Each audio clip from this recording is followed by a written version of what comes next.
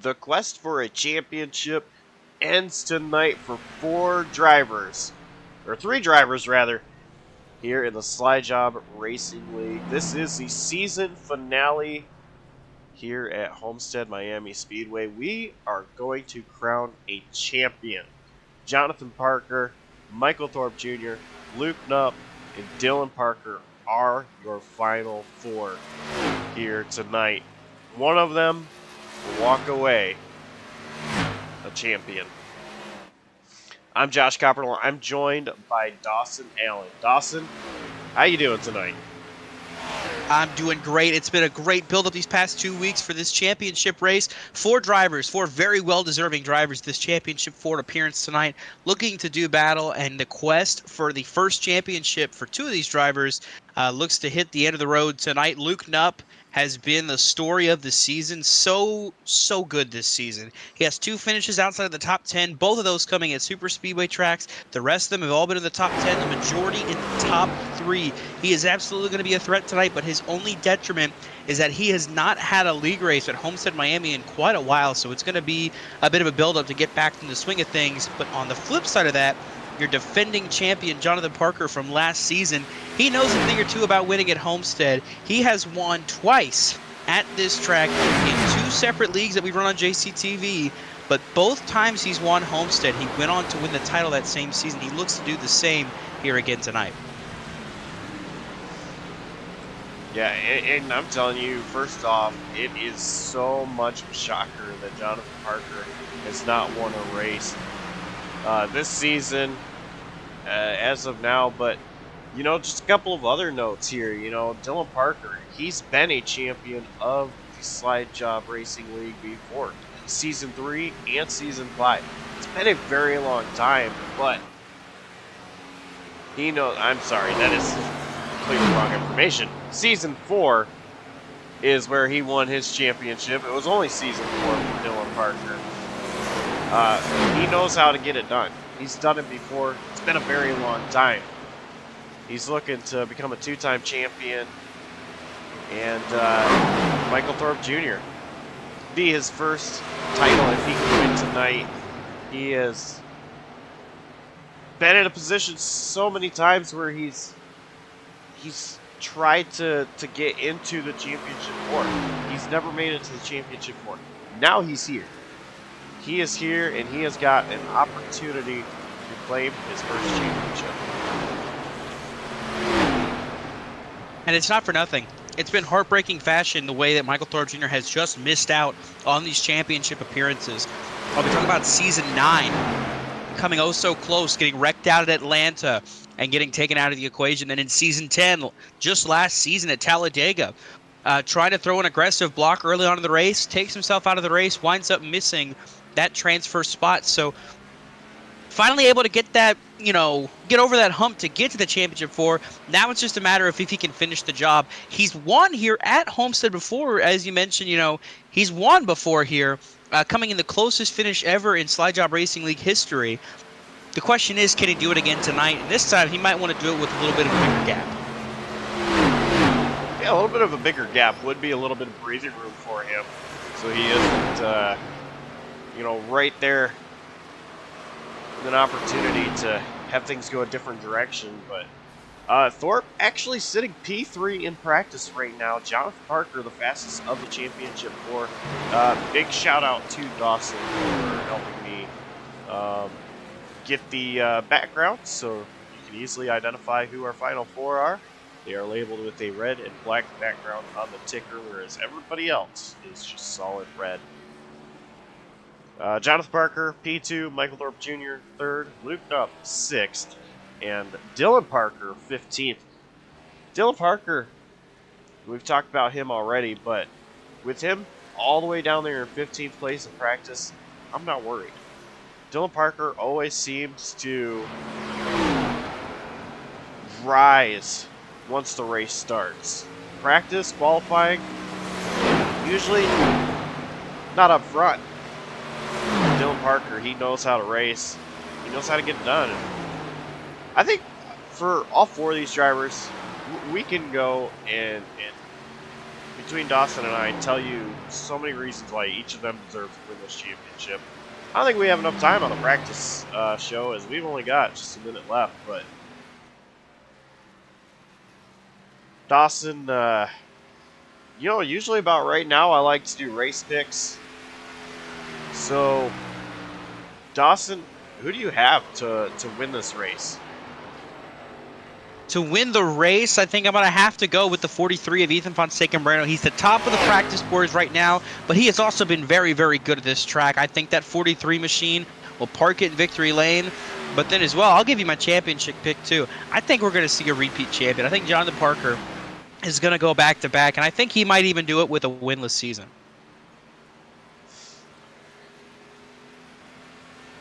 Yeah, I like your pick with Ethan Fonseca-Moreno. I think he's got a good shot, but I'm going to go with Dane Cruz. Dane is such an incredible racer. He's been on a hot streak lately with within every single league that I know of him running in. I think he could win. So I think we both agree that tonight a non-playoff driver, non-championship driver will win.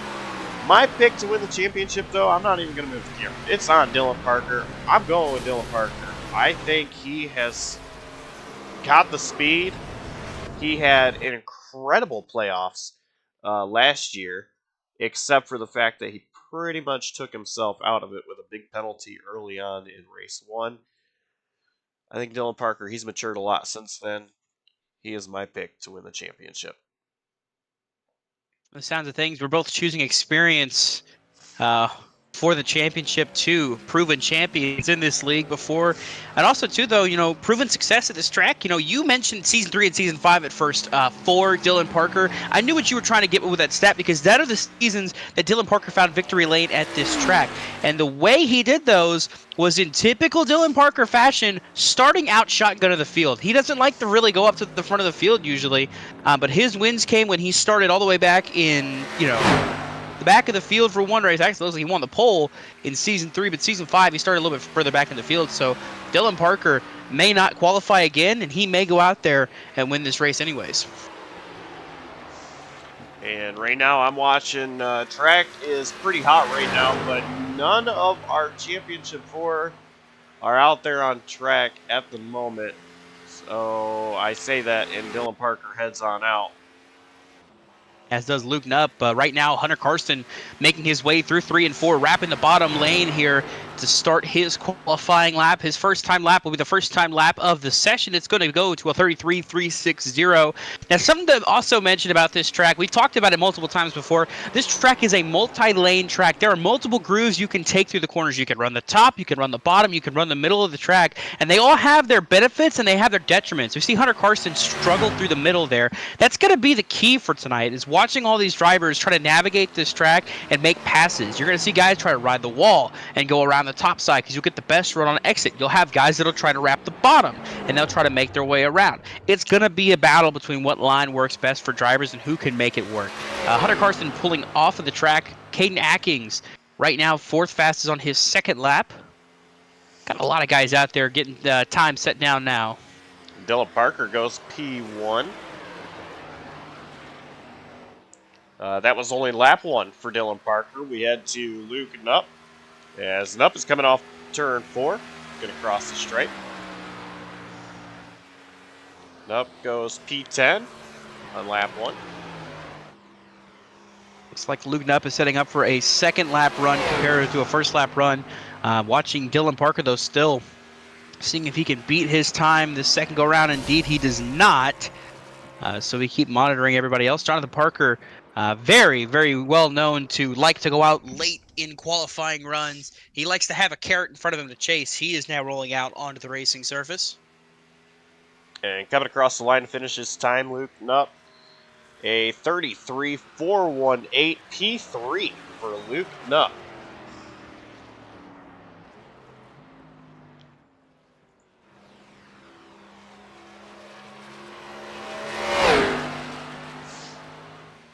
Here is Jonathan Parker exiting turn 4. This is going to be the start of his qualifying time. And so far, no sign of Michael Thorpe Jr. on the racetrack for qualifying. Not true. Actually, Michael Thorpe Jr. just crossed the stripe to start his first timed lap. So everybody, all our playoff drivers, all Championship 4 are out there getting their lap time set.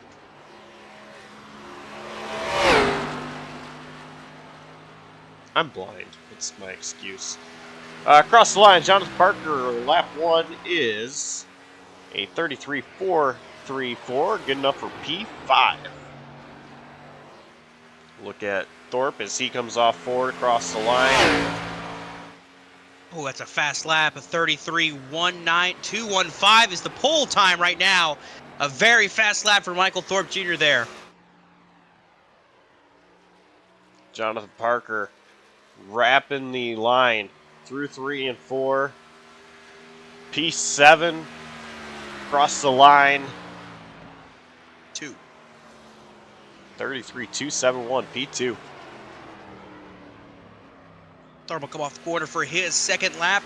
It is not going to be an improvement, but it is still a 33.245, which is still faster than what we saw Jonathan Parker run. So really fast here in qualifying for this 34 team. A great start to the night here for Michael Thorpe Jr. Looks like out on track right now. All we got left is Michael Walls and Dane Cruz. And Dane Cruz is one to mention too, because it's not just a championship race. We've also got the Dash for Cash going on here tonight. Dane Cruz, Gabe Cazzola, Jake Scarborough, and Michael Walls all be competing for the Dash for Cash bonus tonight. And just as time was expiring, Dane Cruz put down a lap good enough for P3.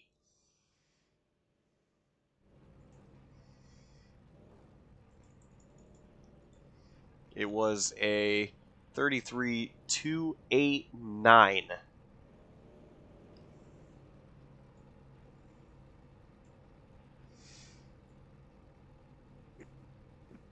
So now we go and look at our starting grid. And starting on the pole is Michael Thorpe Jr. starting things off right with Jonathan Parker, championship competitor, to his outside. Dane Cruz will start P3. Dylan Parker, P4. And Hunter Karsten will start in 5th.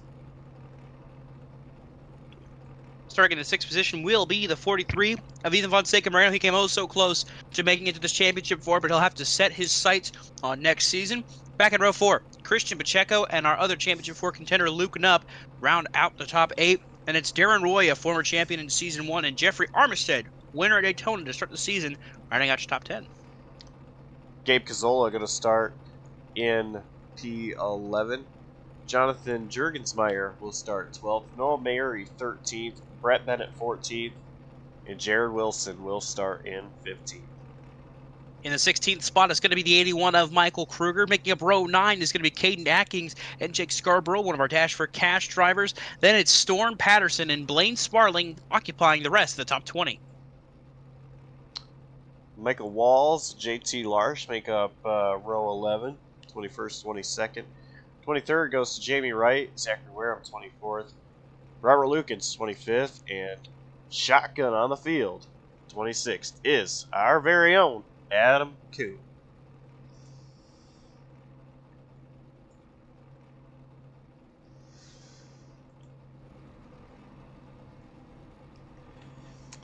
This is a JTR Ford Performance 250.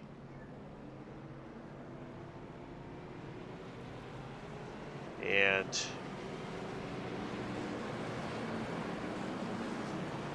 I do not feel bad for Ford, as 3 of our 4 drivers drive Chevys. One of them drives a Toyota. I'm sure Ford feels okay with the 3rd real life championship they got this past weekend. Yeah, I'm sure. Well, race analysis for tonight. It's 167 laps for 247 miles. Pit for fuel, it's going to be kind of about maybe 40-ish laps. We're going to see some of those guys go to pit road, I believe, was our fuel window we had. Last winner at Homestead Miami Speedway here in the Slide Job Racing League was your pole sitter, Michael Thorpe Jr., so he's going to pick up where he left off. Track temperature, 85 degrees with clear skies. It's going to be a good one, Josh. Indeed it is. Dawson, why don't you bring us to the green flag? Well, the pace car is going to take the field all the way to pit lane, and he'll dive off. Michael Thorpe Jr., Jonathan Parker will make their way to the green flag, and the green flag flies. The championship race is underway here in the Slide Jawb Racing League.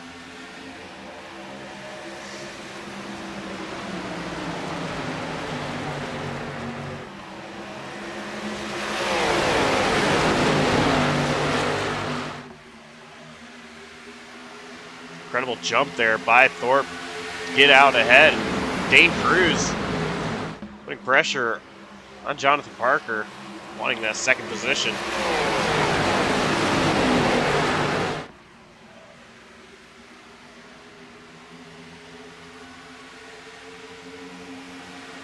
Jonathan Parker looking to fend off Dane Cruz there for a second. You see the different lanes. Parker goes all the way to the top as Dane Cruz wrapping the bottom lane, following the tire tracks of Michael Thorpe Jr. Battle in the background as well for fourth between Hunter Karsten and Dylan Parker as those two look to duke it out. Looks like Karsten gets the advantage here on Dylan Parker, who now ducked back to that inside line, trying to go for fourth. And getting all single file out front.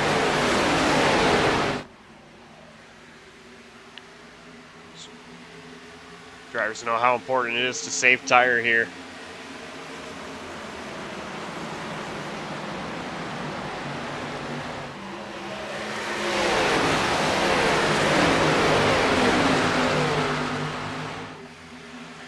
Back here, Darren Roy hanging on to the outside, side by side with Jeffrey Armistead.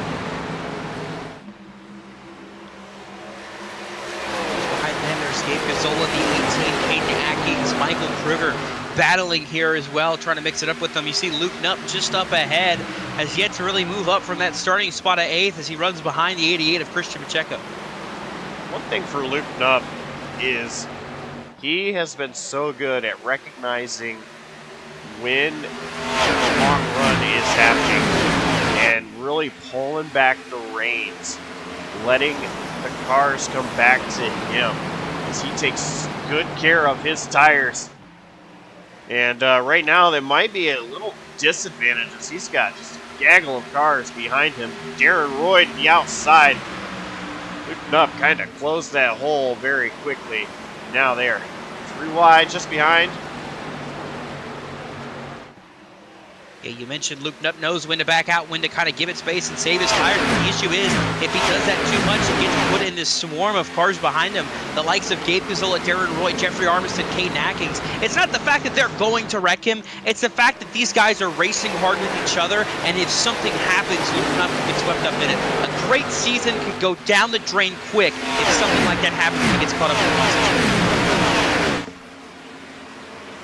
But up front, we got a battle for the lead brewing. Michael Thorpe Jr.'s gap over Jonathan Parker slowly reeled back in. Dane Cruz back to third as they look to track down this 34 machine. And Luke Knupp, Michael Thorpe has been really good at these speedways lately. He's put on a very great performance at them over the course of a longer run. So right now, Parker has reeled him back in, but Thorpe Jr., I don't think he's too afraid of that right now.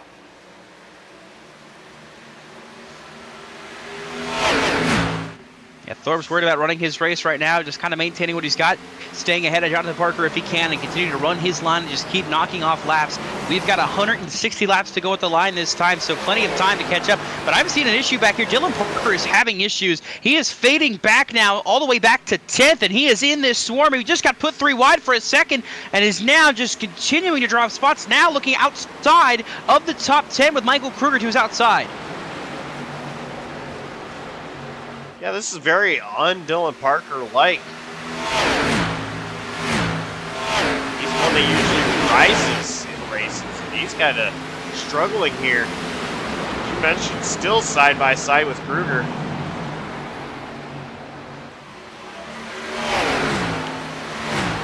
Darren Roy almost slid up into Caden Atkins there. The bottom of a 3 wide situation for Dylan Parker. Jeffrey Armistead, Gabe Gazzola, Michael Kruger all right there in the mix. Lot of shuffling and mixing up here through the field. But you see that number 3 machine continuing to fade back. Now battling Cade Nackings for 11.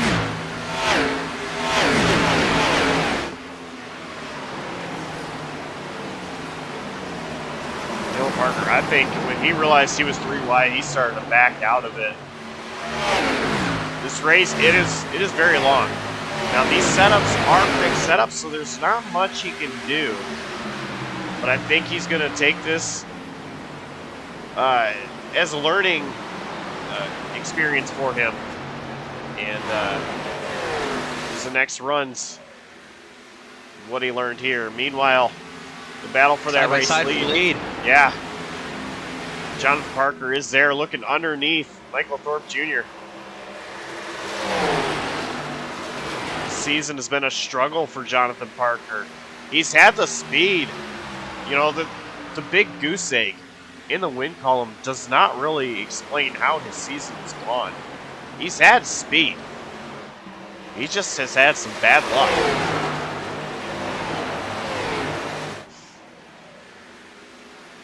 Right now, side by side with Thorpe for not only the race lead, but the championship lead as well. Jonathan Parker, the only one of the Final Four with the Final Four experience in the Slide Job Racing League. Right now. You know, Luke Knupp made the playoffs last year. He was able to make it to the Championship 4, but he was not able to race in the Championship 4. Prior obligations meant he wasn't able to attend the championship race. However, he made it again this year. He is here to race, albeit in a different way. He's in a different sim, not used to what he's racing in a temporary sim on vacation, so he is going to have to adapt and work through the field here. Right now, sitting in the 6th spot, it's not terrible for him, but he's going to have some work to do in the later stages of this race as it goes on to try to get up there and battle with Thorpe and Parker. Yeah, and I'm glad you mentioned that too. You know, in a different sim, you know, we hear from drivers there's nerves, but once you get into it, those nerves go away. Right now, it may be a different sim, but he's into it now. He's starting to get comfortable. P6, I mean, like you mentioned, climbing up the field little by little. I think those pre-race nerves are out the window, and it's now just go time.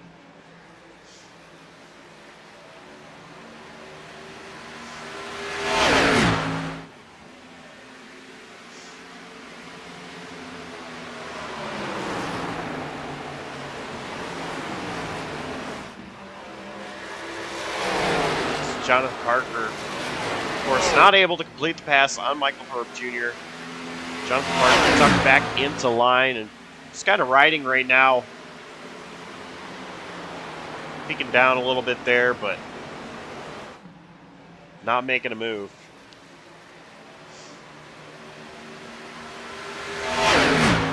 Yeah, Parker is staying consistent with Thorpe, faster just by a 10th last time by for the 48 machine. Just looking to kind of ride it out now. You know, we mentioned as well, you know, the history that the 48 team, Jonathan Parker, has had at Homestead Miami Speedway. In the NAOR Cup Series last season, he was able to win at Homestead Miami Speedway. He won the title. In Season 3 of the Independence News Truck Series, he went on to win at Homestead Miami Speedway. He won the title. He is batting 1,000 at Homestead so far. He's looking to continue that trend here tonight and go back-to-back. And he is doing a great job staying with this 34 of Michael Thorpe Jr., not letting him get away and not losing time to him, just staying right there equal with him. As you see, they're starting to slowly gap Dane Cruz just a little bit, but they are still staying really even. Their lap times are not changing at all. They are all right on each other. Fastest one on track that last time by was Michael Thorpe Jr. This time, Jonathan Parker, they are side by side once again.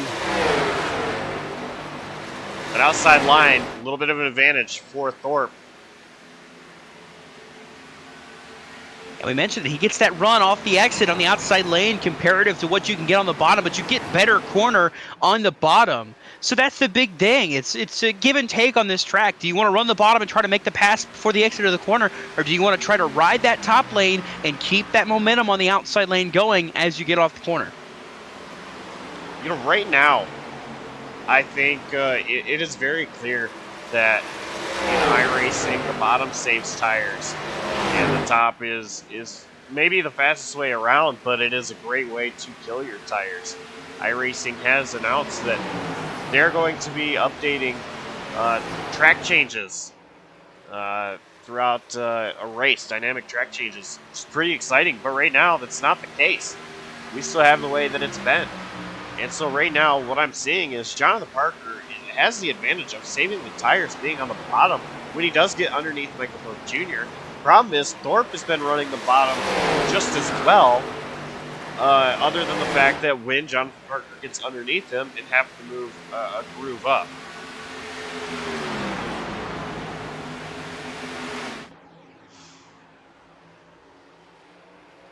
Still an ongoing battle, but looking back in back of the field, Dylan Parker seems to have kind of turned it up a little more and just made a aggressive sliding pass on Christian Pacheco from the bottom all the way to the top. Now the crossover from the 88 to battle with him. This is 4-7 as they continue to duke it out. Dylan Parker now on the top side.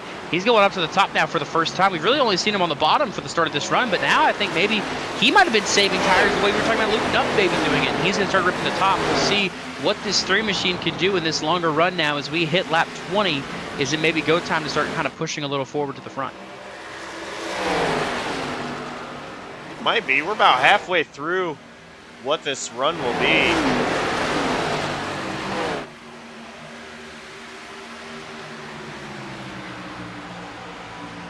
And this is a race where I don't think we're going to see very many cautions, if any at all.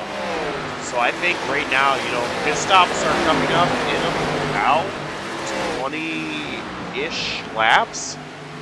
He needs to start making his way back up towards the front. Of course, the benefit of qualifying is pit lane. Your pit stall you get is based on where you qualify. It's not a case where they get to pick and choose like it is in real life. So if you qualify second, you got the second stall. Third, you got the third stall. So it's going to be a case to see how this works out. Dylan Parker has a fourth stall on pit lane.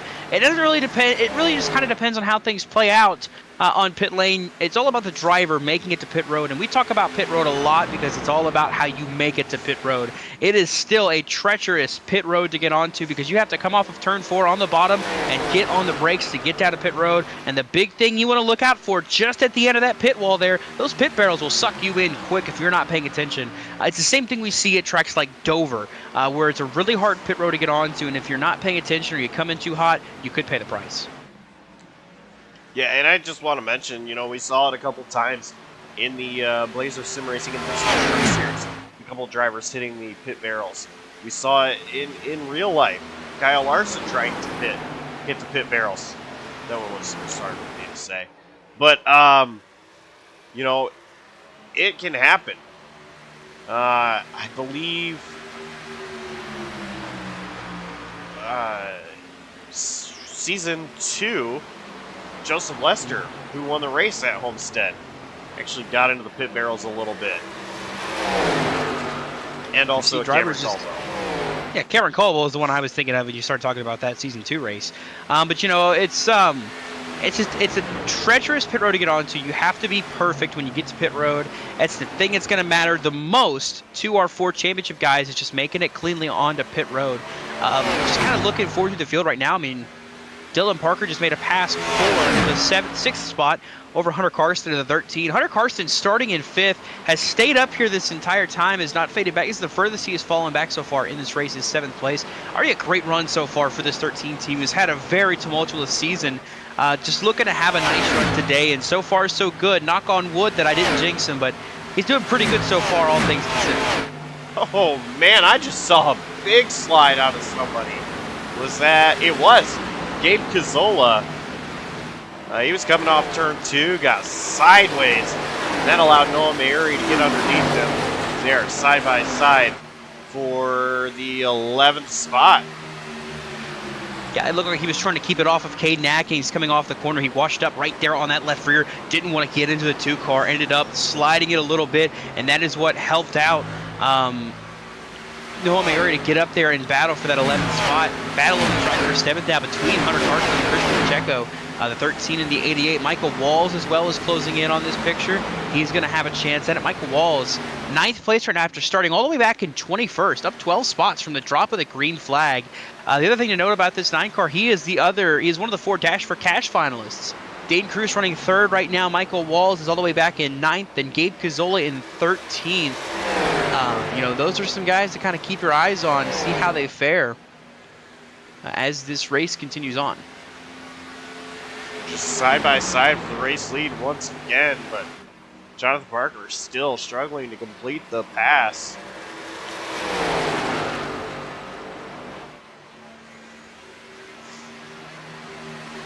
Another issue with Gabe Cazzola off of turn 2 that last time by. It looked like him and Michael Kruger might have made contact, or at the very least almost made contact. That allowed Jared Wilson to send it 3 wide on the inside lane and get by them both. So a lot of mixing and matching. You see Hunter Karsten up against the wall right now in 1 and 2. Issues for the 13. Scrub of the wall gets passed by both Michael Walls and Christian Pacheco, dropping back to 9th now.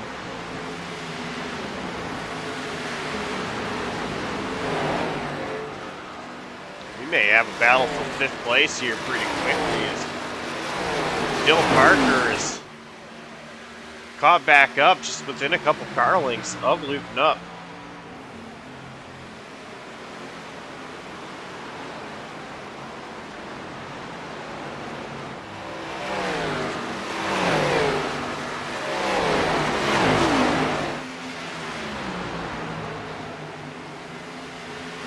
Dylan Parker is there. He's going to look to the inside of looping up. Luke's going to let him have it.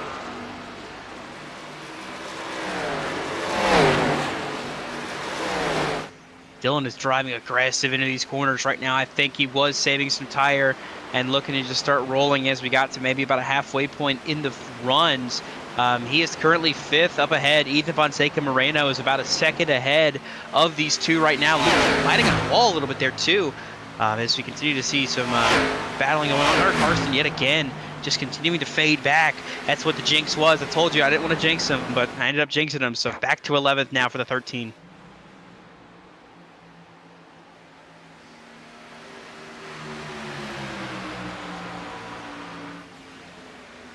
But how about this battle for the lead?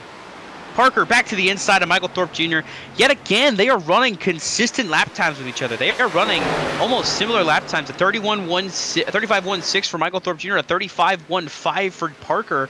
And then Moreno and then Dane Cruz, right behind him, a 35.13. So Cruz is still right there in the picture with them. It's just a matter of who's able to keep putting out these good lap times, but still side by side battling for the lead. Parker does not want to give it up. No, he does not. He wants to take control of this race. He knows he's faster than Thorpe. And if he can just get out there, get into that clean air, that might be it right there as Thorpe enters a little bit higher into the corner. It's more room for Jonathan Parker. Parker starting to roll the bottom a lot better. He's able to keep consistent, even side by side with him. Entering turn 3, might send it in a little deep. That's the thing he wants to do. He wants to make sure he's on the right rear instead of being right there on the door. Parker is edging ahead for now. Can he keep it and make it stick? Still side by side coming to the line this time. Thorpe continues the lead. Thorpe has led every single lap so far, but right there, Thorpe a little bit higher into the corner once again. Oh, man, a little wiggle there out of Thorpe. Parker has the advantage down the back straightaway this time by. He might clear this 34 machine, entering 3 and 4 here. Going to be even, actually. Parker might have missed the bottom, slipped up just a little bit. It's going to be side by side still with Thorpe for the race lead. Yeah, that does it for Thorpe. He's able to pull back ahead of Jonathan Parker there.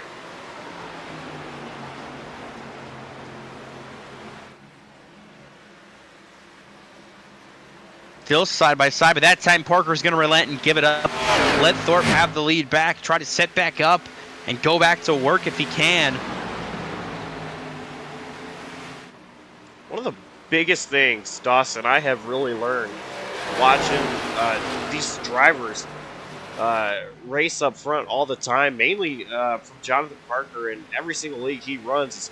He's now looking back underneath Michael Thorpe. Is if you're the driver on the outside, a lot of times when you've got somebody to your inside and you're not as experienced of a racer, is you're going to run a little bit wider, allowing that guy on the inside to get on the gas sooner. And what we're seeing here is Thorpe is right there pinching Jonathan Parker down. It's keeping Parker from being able to get into the gas and allowing Thorpe to have that advantage off the corner. Thorpe is doing nothing wrong. He is doing everything perfectly to be able to keep the position. When I mentioned just a few laps ago that Thorpe entered a little bit higher, well, now Jonathan Parker actually switching to the high side here. That was a mistake by Thorpe that actually was really helping Jonathan Parker, and just not able to execute. Might be able to execute here is he got a huge run on that outside. Now he's looking back to the inside, not quite close enough to get side by side here, but you know, watching these drivers do this all the time in iRacing and in all the leagues that we broadcast has helped me a lot. Try to execute the same thing. Of course, one of the big differences when you're racing with people with high IR, they know what you're doing. When you race people with low IR, they don't. Unfortunately, I race people with low IR. Well, the thing I want to point out here about this, I mean, Jonathan Parker, that last time by, wins at the top in 1 and 2, had a huge run on Michael Thorpe Jr. and just could not make the move stick on the bottom in 3 and 4. But that's something that he's going to have in his back pocket and try to use later. If this same situation is around with maybe 10 laps to go, Parker knows he can get away with ripping that top like that and get a huge run on exit. So he can try to make his move to get to the front and go for the lead. Parker now knows he can run the top and he can run it effectively, but he is going to stick to the bottom for now because that's what's been working so far. And also, does he try to fake Thorpe? You know, like, obviously Thorpe wants the bottom. If Jonathan Parker runs the top side, he's right there on his bumper, and then the next set of corners throws it up the top side again. Could that be the move? Maybe it could be the move. I mean, you know, Parker's been able to get right there on the quarter panel. The closest he got was a couple laps ago when he was right there just up ahead on the door of Michael Thorpe Jr., but he hadn't been able to really complete the pass, still battling with this 34, trying to find a way around him. Thorpe is doing everything right, and Parker's doing everything right. Thorpe is running his line and maintaining his lead, doing everything he can to just keep the car straight, while Parker is trying to fight to see if he can't make this move stick and make it work. From the sounds of things, we should have pit stop starting here in the next lap or so. I think I heard a couple call-outs that they were coming to pit lane this time. Looks like Hunter Carson's going to be the first to commit. It looks like also just behind him, that might be Jake Scarborough also coming to pit road.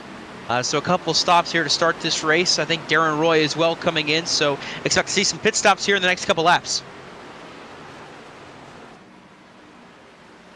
And now which of our championship 4 are going to fight the bull in first? It's going to be Thorpe. Wow. Thorpe did not call in that he was pitting. He did not want to give a tell to Jonathan Parker that he was coming to pit lane. I think the next driver that's going to come in is Caden Atkins in the 2. But, you know, not telling that he's coming to pit lane almost could have bit him for the fact that he was so close to Jonathan Parker there. But Thorpe going to pull down to that very first stall and get his service here, the first stop of the night here in the championship race. Jonathan Parker is coming this next time by. I believe Dane Cruz is going to stay out here. So Dane Cruz will take the race lead as Jonathan Parker pulls to pit lane. He's got to be really careful here, and he'll get down to it. Ethan Montega Moreno is well on pit road. Michael Walls is coming. I believe Noah Mayuri is coming this time as well. A lot of cars coming on this lap. Oh, spinning! Michael Kruger's going to spin. He's going to miss the barrels. He's going to fire it back up, get onto pit lane. A very close call for the 81 car. Oh, man. I'm sure the hearts of Thorpe and Parker just dropped there. It's now Dylan Parker and Luke Knupp coming on in. Jonathan Parker exiting. Should be the rest of the field coming down pit road this time by, which should cycle the lead around to Michael Thorpe Jr., who will maintain a big gap here now over Jonathan Parker for second. Let's see how they cycle out this next go around.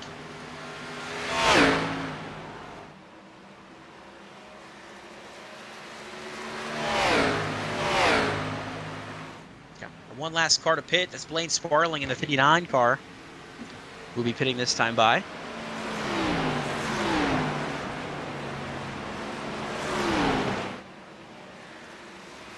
And as Sparling pulls it to pit road, that will leave it back to Michael Thorpe Jr. to reassume the race lead as it stands right now. 7/10 the gap over Jonathan Parker. So you can see why he didn't want to call over the radio that he was pitting. He didn't want to give his tell away and give the advantage to the 48 team to pit alongside him. Yeah, great execution there by Michael Thorpe Jr. I'm looking at time spent in their pit boxes, and it looks like Parker a little bit better. Barely. Actually. Yeah, it's showing me that Parker was better both in the box and on pit lane than the 34 car. It's just a matter of the laps that they came in. By Thorpe pitting a lap earlier, he was able to get the jump on the 48, but we're going to see how that plays out because Parker has obviously eaten into that race lead very quickly. Looking at the racetrack now, it looks like we had a driver that has bowed out of this race in 22nd right now, but looks like he'll be joining us the rest of this race in the booth. That, I believe, is the driver of the 19, Adam Kuhn. Adam, you were out there on the racetrack with these drivers. What was your takeaway so far as this race has gone on, this first green flag pit cycle? Oh, never mind, he left. Wow, cool. Make me look stupid. That's okay. Battle for the lead still heating up between Michael Thorpe Jr. and Jonathan Parker.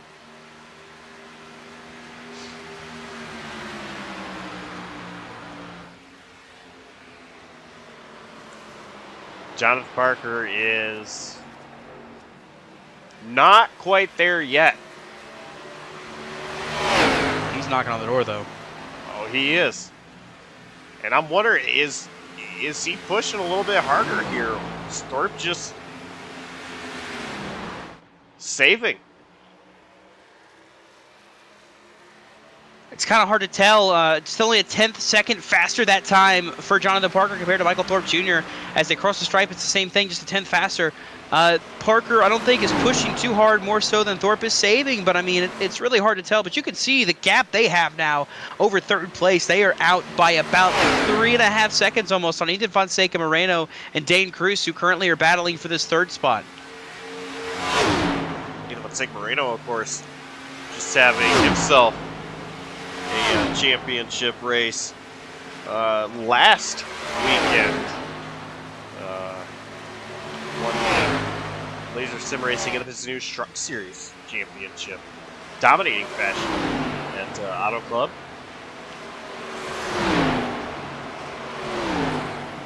He's here trying to take third position away. And these two here were our picks to win the race.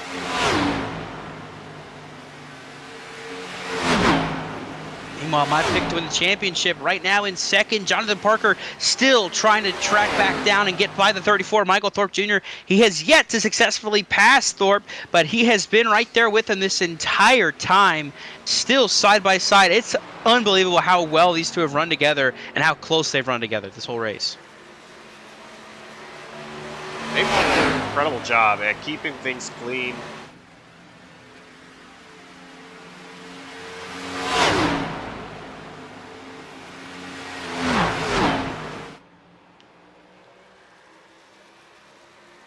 Jonathan Parker continues to wrap the bottom.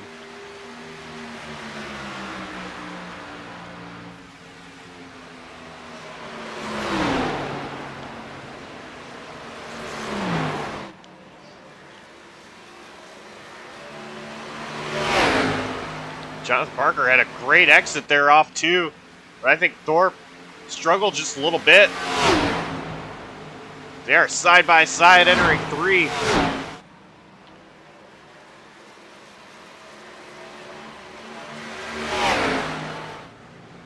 Thorpe with the advantage on that outside line.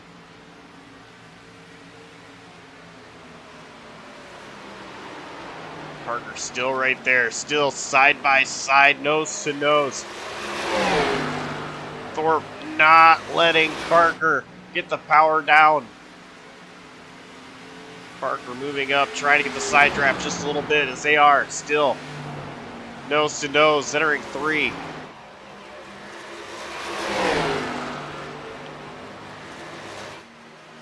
And as they continue to battle, looking at the speed charts on the track, Dane Cruz is coming. And not in the sense that he is catching up to the field, but in the sense that next season he has announced he will be joining Circumference Ultimate Motorsports. So that #1 machine will be driving under the same team banner that we see Michael Kruger, Jeffrey Armistead, and Brett Bennett run in. So going to bring some winning formulas hopefully to that team and try to help Brett Bennett get a race win. So as he is still trying to make a charge, though, Jonathan Parker and Michael Thorpe Jr. continue to battle for the race lead. And this time I believe Parker's going to have the advantage. Parker did lead last lap. This time, it's Parker.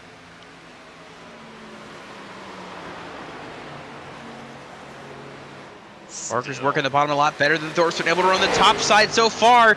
Parker's still trying to take advantage of this inside line. Still drawing even here into turn 3. A little bobble there out of the 48. Jonathan Parker.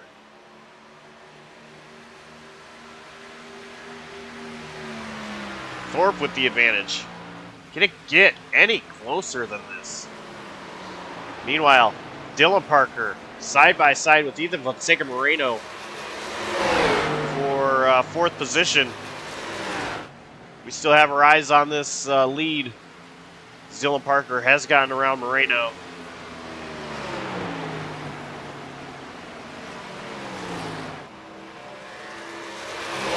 Still side by side, still fighting hard.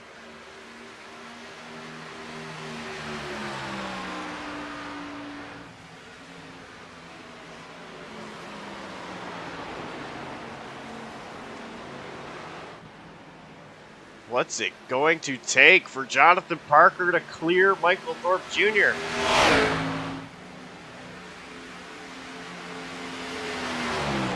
It's going to take a lot. I mean, he's going to have to do so much to get by Thorpe. Thorpe's not going to roll over and give this up as this fight continues on.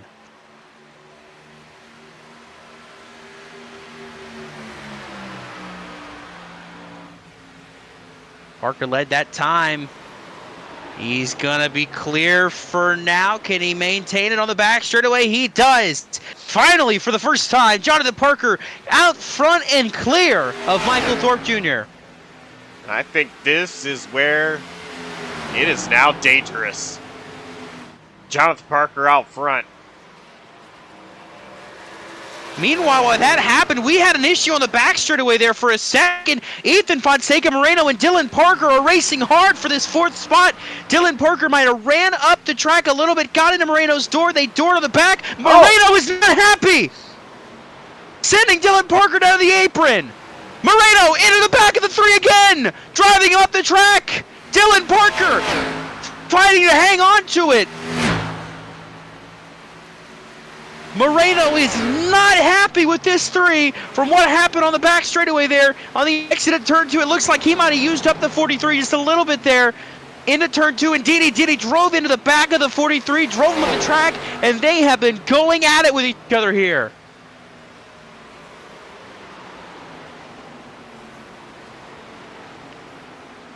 Wow. Shades of Sunday. You know, racing hard with a non-playoff driver. Aggressive moves being made, trying to get by to go and win a championship. That's what we saw out of Dylan Parker and Ethan Fonseca Moreno just now. I thought for a second we were watching the Cup race. Ryan Blaney and Ross Chastain.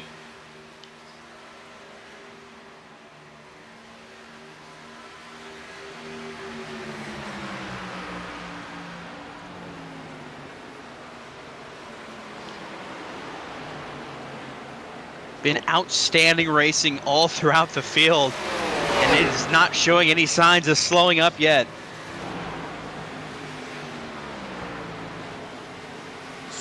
We're not even halfway through this race. And don't look now, the 3 of Dylan Parker. He's he's closed the gap back to the 43 of Ethan Fonseca Moreno. yeah, and I was actually just about to say, you know, this race has been caution-free thus far. We know this is the kind of race where we're not going to see many cautions. We could have one. We could have a couple. Right now, 0, but I'm telling you, we might be looking at one right here as Dylan Park drives it in deep.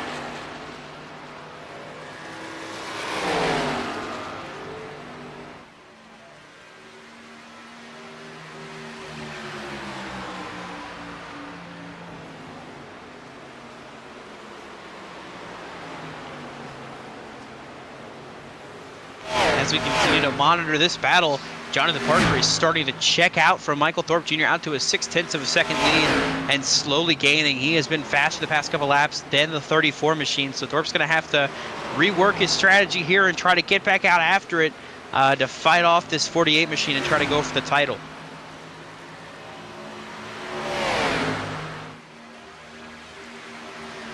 Dylan Parker, half a car length behind Ethan Fonseca Moreno.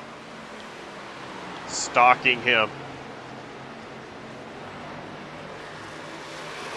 On the back bumper now, the 43. Gonna turn down to the bottom, maybe there. Gonna stay in line with the 43, pushing him down the back straightaway.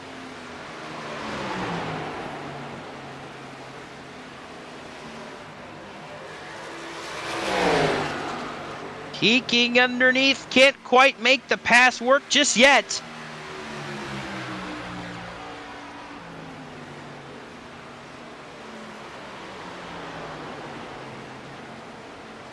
I think somebody finally got to the 3 and told him to race him with a little bit of respect. At the very least, try not to get him angry, because Moreno is the kind of driver that does not play around. He is an aggressive driver, but he's also somebody you don't want to poke. You don't want to poke that bear, or else you're going to get eaten alive, and that's what we're seeing. Maybe Dylan Parker slowly realized, you know, maybe I shouldn't try to pass him that way. That might end up wiping me out of this race. He saw that happen, you know, just a couple laps ago where he almost got taken out by the 43, and just probably kind of is straying towards the side of caution this time by.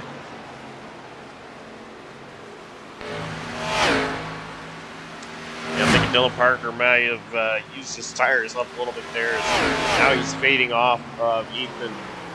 Oh, we got a car in the wall there for a second. Looked like maybe in turn 2, it was Caden Atkins in the 2 machine. He got the wall pretty good, lost a lot of time that time. Was gaining on Noah Mayuri, just put it in the wall. He is going to fade back a little bit now. Possibly Christian Pacheco, Jared Wilson, Jeffrey Armistead going to try to catch. Looking around, just more battling on the track. Back for 13 between Brett Bennett and Gabe Gazzola. Hunter Karsten and Michael Kruger are side by side back in the background for 15th of that battle. Just a lot of back and forth. It looks like actually Caden Atkins has just called it a race. In the middle of the corner, I think he might have just he might have hit that fancy button function you can hit to end your race immediately, because he just disappeared and has vanished. So that'll move Pacheco up to 9th. Jared Wilson now slots into the 10th spot.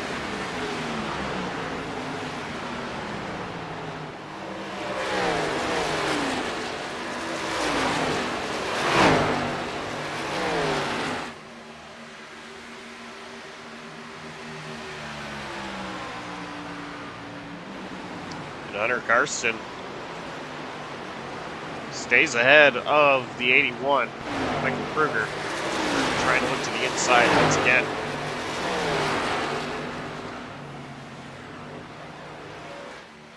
Dylan Parker, though, not going away from Ethan Fonseca Moreno.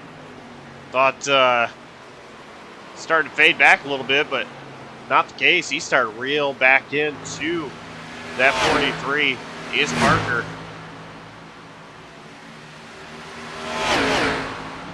Still some drama to keep an eye on. But it is the 48, Jonathan Parker, going to cross the line. 67 laps complete, 100 laps to go. In the JTR-Ford Performance 250. Here at Homestead Miami Speedway in the season finale, Slide Jawb Racing League.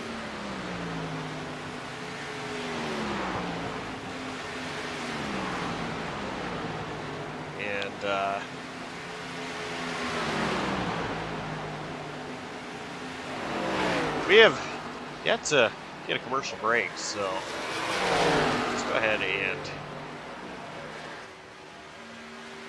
go JCTV nonstop. Don't go anywhere. I'm not gonna miss anything, and we'll be back here in a moment.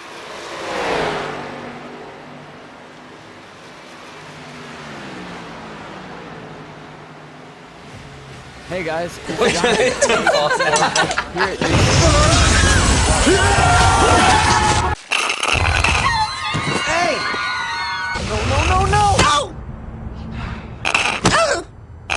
Every sip gets you closer. To Justin Timberlake MP3s. Hey, Hey to you.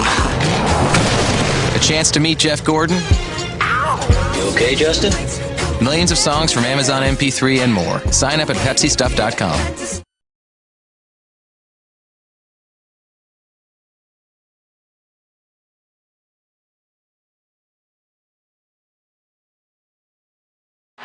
Oh, look at Kyle Busch out there. Yeah, he is all over the track. I mean, what has gotten into him today? Oh, that cannot be good. Oh, unbelievable. Whoa, look out. Wait a minute. Is Kyle in reverse? Yeah, you don't see that every day. Okay, that is bad, man. bad driving. Oh, this is not like Kyle at all. Are we winning? I thought you were looking. M&M's makes race day more fun. What is Kyle thinking?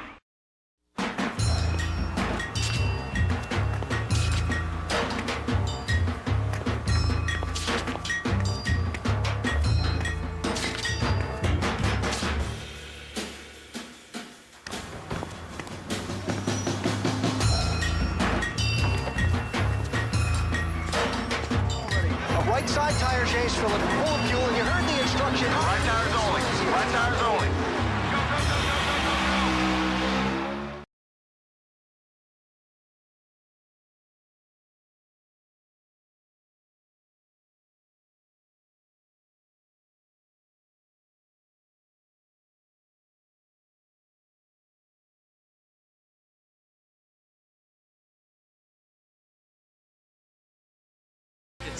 Wide Happy Act, they went 4 wide for a moment with a lap car. On Fridays, you'll see the NAOR series featuring Nick Hapiak, Chris Wright, and Josh Arnold.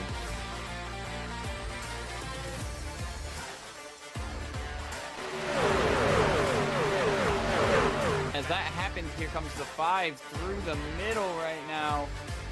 He's gonna force the issue and take it 3 wide. 4 wide! God!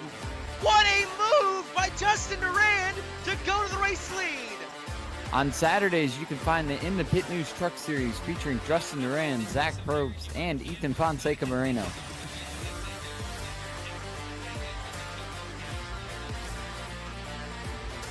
To book JCTV for your own league, please visit us at jctvracing.com and contact us for your booking.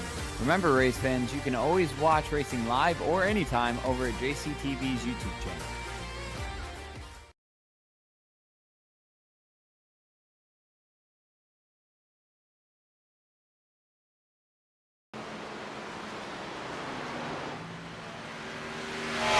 Back live here in Homestead. Race leader Jonathan Parker continues to put on a gap between himself and Michael Thorpe Jr., which actually Thorpe in a battle right now with Dane Cruz for the second position. Right now they're trying to get around lap car Darren Roy.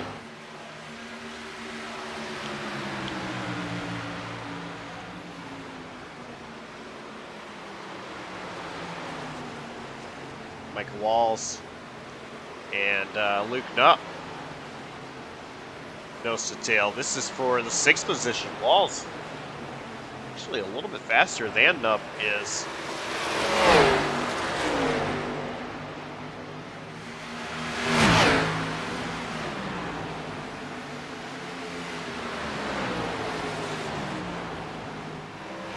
Battle slowly brewing. I think you mentioned it too. Dane Cruz has caught the 34 Michael Thorpe Jr. He's rolling him in. Dylan Parker, though, is coming to pit road. Going to be the first of the playoff drivers to come, and A little bit earlier than we were kind of expecting, but I think right here, pitting at this time will get him to the end of the race, or at the very least be close. So the window is open. We might see some more takers here. Oh, he's going to slide through his box.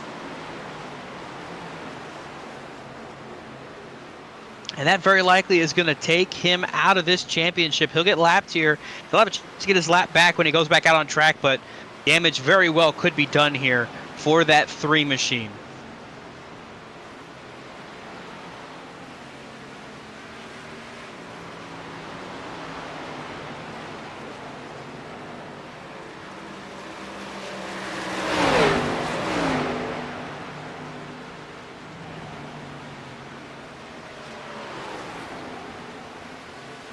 These drivers can go about 40 to 45 laps. There's 89 to go. I think Dylan Parker's gonna have to pit again. Or, I'm sorry, he will have to pit again. He might be really, really close on just having one more stop. So he's on the outside. Michael Walls with the wiggle there.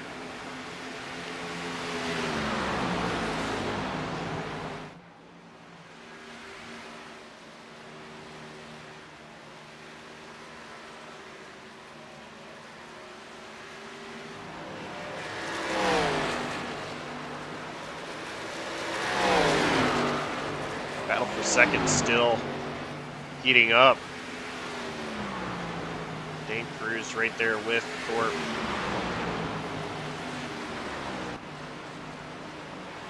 Jared Wilson, Christian Checo goes still for the 8th position.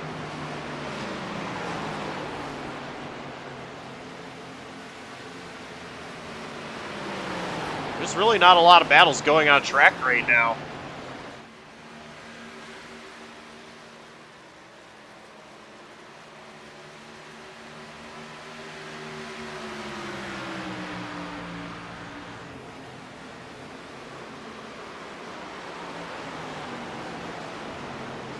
Karsten to bring his 13 machine down pit road. Pass for second. Michael Thorpe Jr. on his way to pit road now.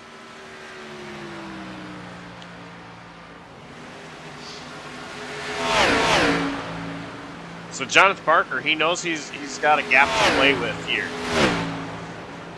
He knows he doesn't have to react right away.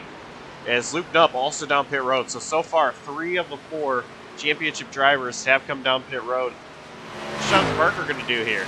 He looks like he's going to pit. And he is.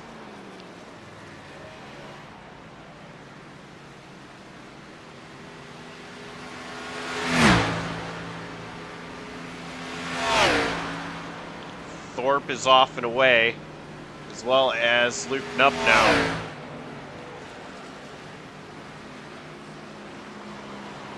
Jonathan Parker inside his box.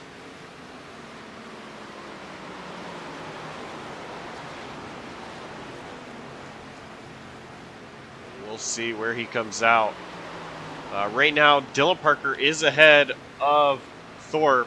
Remember, Dylan Parker came in a few laps earlier with the gap that Jonathan Parker had over everybody else. It's not going to matter. Jonathan Parker, you see them in the background. He is still ahead of Dylan Parker and Michael Thorpe Jr. Got a couple stayers so far. Christian Pacheco, Jared Wilson, Brett Bennett, Blaine Sparling, Jonathan Jurgensmeyer all have stayed out so far. Jonathan Parker right now the first car off of pit lane, back in 6th.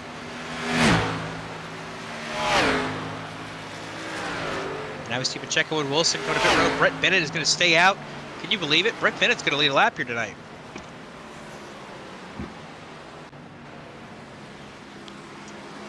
I'm going to mark it on the calendar. So we are now halfway in this race.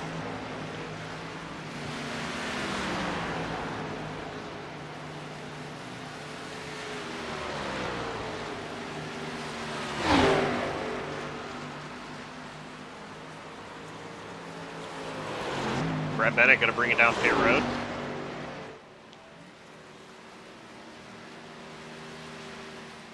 Blaine Sparling going to follow. So the lead will transfer back over to Jonathan Parker. And with that going on, Michael Thorpe Jr. was able to get around Dylan Parker. And that's the difference of 5 laps. Dylan Parker was able to jump Michael Thorpe Jr. by coming in 5 laps sooner, but now it's just Thorpe's going to start pulling away easily from Dylan Parker.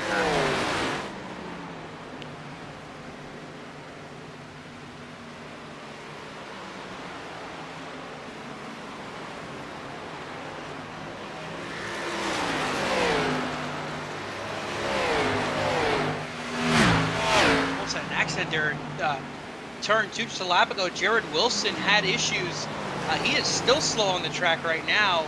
Down on the access road through 3 and 4. Not sure what happened to the 83. Did he not get gas in his car? While possible, I'd find that hard to believe that he didn't get gas in, but he almost slid through 1 and 2 and then back around through 3 and 4 on the access road. His car is off. Well, he's coasting. He might have not gotten gas.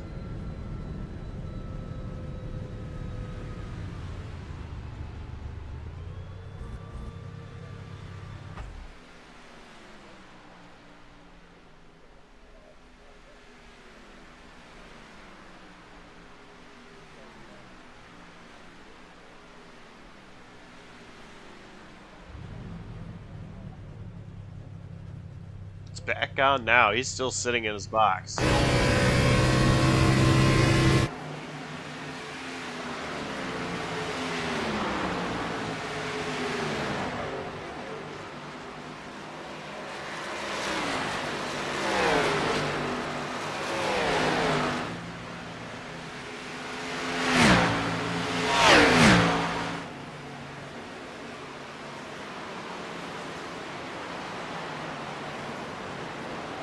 So Michael Thorpe Jr. has been slowly reeling in Jonathan Parker, but I'm thinking that Parker's just kind of on cruise right now. He knows he had a big gap coming down into pit road. There's no reason to push right now. And Thorpe has been faster barely. It's not been by tenths, it's been by hundreds. And that time by, actually, Parker faster than Thorpe. Now Luke Knupp, he's sitting back here in 8th place. See, he is entering turn 1. Jonathan Parker exiting turn 4 now, so it's almost a little bit longer than a straightaway gap for Luke Knupp before he has a possibility of going a lap down to Jonathan Parker. Luke Knupp, he has had an incredible season, but this race just been a challenge for him. As actually he just lost 2 positions there from 8th to now 10th place. Luke Knupp, he needs something to happen for this race to change, go his way. He's had such a great season. You mentioned it earlier, only 2 races outside the top 10. Both of them were plate races. Luke Knupp had a streak going where he was finishing in the top 3. Top 2 even. For several races. Now Yeah, he had. Go ahead. I was gonna say he had 2 stretches like that. He had a 5-race stretch of finishing inside the top 2, where he alternated between second and first. Then he had a 6-race stretch where he finished top 3 in all of them. A 10th place at Nashville broke was the chain between those 2 that broke. But then outside of that, 11th at Daytona to open the season, 16th at Talladega 2 weeks ago.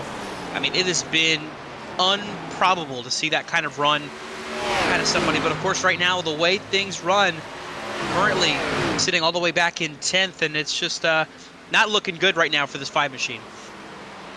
Luke Knupp too. Like when he first won, it was a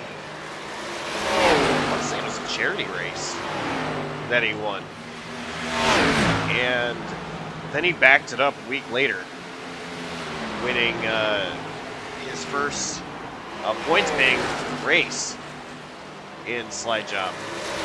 And ever since then, he's been on a hot streak. He has been one of the most dominant drivers in slide job since then.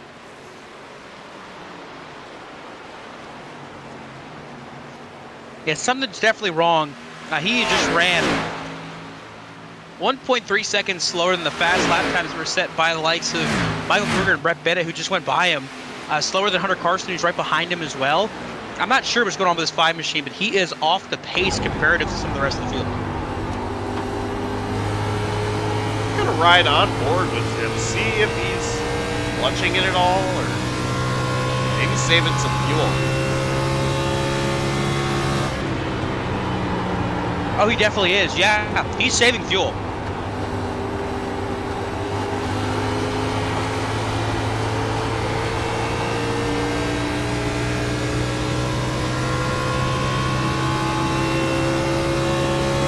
Yeah, if we're on board listening in, he is clutching into the corner. Every corner he goes into, he is clutching in and saving fuel.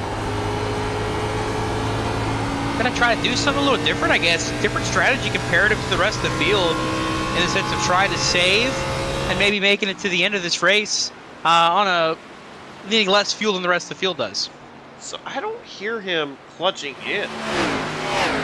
I can hear him clutching in, so I'm not sure what you've got, but I hear he's definitely clutching in. I mean, the RPMs are dropping and he is clutching in on my side. I don't know what you got on your side, but it sounded like he's clutching in that little bit at a time. So what I gotta ask is at what cost? I mean... All right. Right now, that what cost is going to be losing the lead lap, because if you look in the mirror, Jonathan Parker is on the front straightaway now as well. He is now on the same straightaway as Luke Knupp. If he is saving fuel, like I'm thinking he is, because it sounds like he is, he's going to have to change that approach now, because it's about to change drastically. If he's not saving fuel and instead there is something going on, he's really going to have a bad time now, because he's about to get lapped. He is currently the last car on the lead lap, and he is right in the sights of Jonathan Parker. But you know that 48 right now, Jonathan Parker has got to be elated seeing this 5 right ahead of him, about to go a lap down. And I think Luke Knupp is taking notice of that too.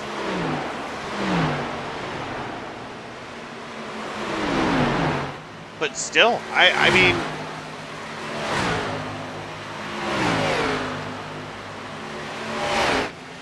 these drivers have to pit one more time.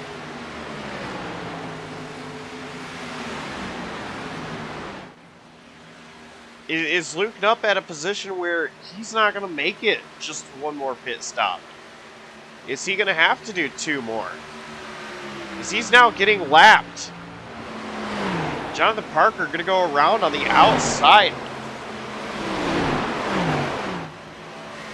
Just checked in with the 5 crew. Luke Knupp did not take tires on that last pit stop. He is banking on a caution. A strategy call that it could work out if the carts fall his way, but as it stands right now, he stands to do nothing but lose. I mean, he's a lap down now. He's in the free pass position, but the issue is 13th place. Blaine Sparling is currently on the same straightaway as Jonathan Parker as well. It's a gutsy call to make, especially trying to hope for a caution, but as things stand right now, it's not going to work out in his favor. Was that planned for him not to take tires?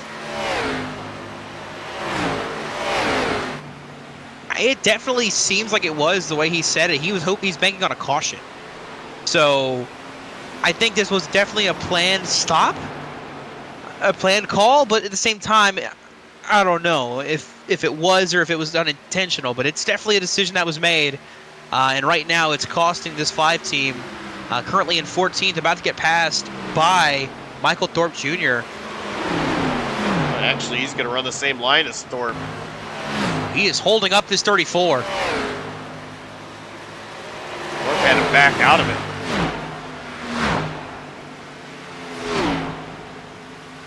Held up Thorpe almost a second now. He lost a second almost there to Jonathan Parker behind Luke and Nubb. Thorpe's going to give him a shot. Move him up the track. Oh, they're going to make contact. Thorpe around hard into the wall. Nope. Hard into the inside wall. Caution is out. What in the world just happened? Absolutely.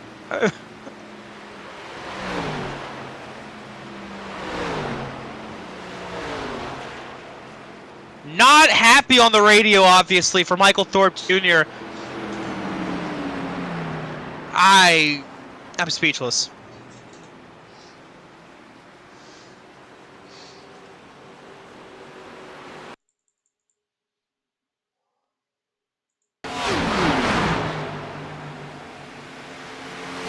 See Thorpe here, give him a shot up the track. It's all clean. And just...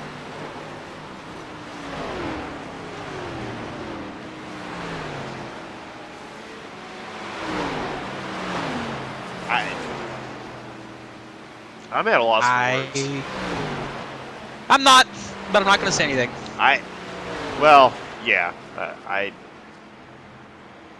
What Thorpe did was clean. To move Nubb up the track like that. That's all I'm going to say about that.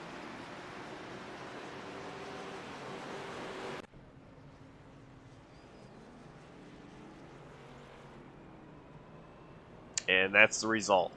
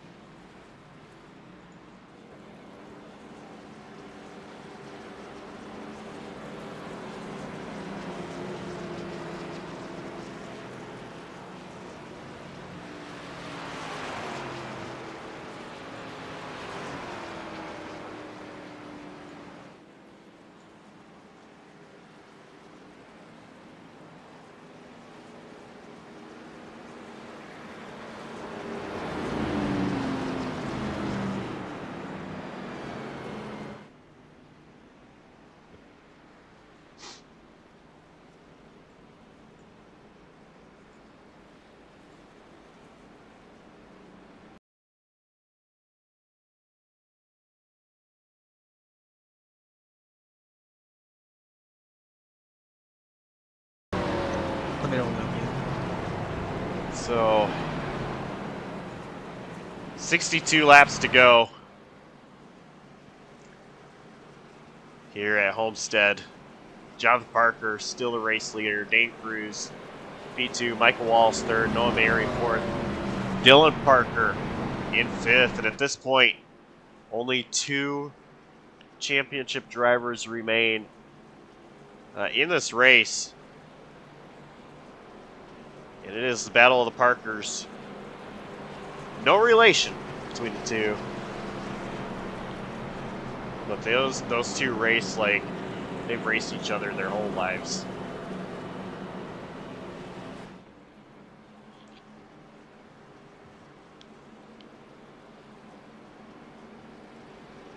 This has been the JTR-Ford Performance 250. And I believe the lights on the pace car are going to go off this time by. The field will get double file. So we are getting ready to go back green. But a caution for the first time tonight. After a couple of our championship competitors got into a little accident there. Yeah, and while that was certainly an impact on the race in the sense of it takes out Michael Thorpe Jr., who was just so good, so good throughout this race, running top 2 this entirety of the run. The big benefactor out of all of this is going to be Dylan Parker. He's going to get back on cycle with the field. He got some damage repaired from where he was hitting the wall, and he was able to keep with it, so he is in 5th. So he's still got a chance. So Dylan Parker is going to be able to have a chance to go back to war with Jonathan Parker. And it's our 2 picks. You picked Dylan, I picked Jonathan. So we've got a battle here in this race. It'll be 60 laps to go when they take the green flag. And one more pit stop as well for these guys. Space car is in. And inside the restart zone. Green flag's back out. Jonathan did not waste any time.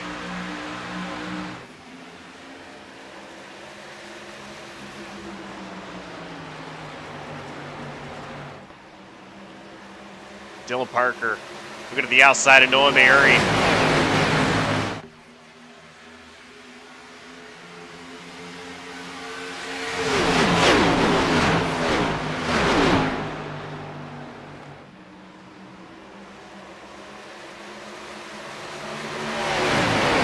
He's finally going to get clear of Noah Mary.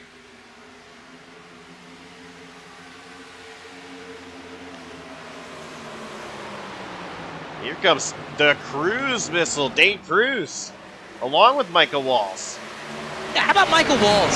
He's got a win here at Homestead in the Pits News Truck Series this past season. He is showing up here late stages of this race, going to be up here mixing it up for this win, that number 9 machine. Also mixing it up with a dash for cash just up ahead of him. Dane Cruz, that's another competitor. He's battling for it. So, and these two are going to have to fight hard with each other if they want to walk away with this dash for cash prize. Meanwhile, Dylan Parker is going to have to navigate by these two if he wants a shot at Jonathan Parker. And Dylan is going all the way up to the wall.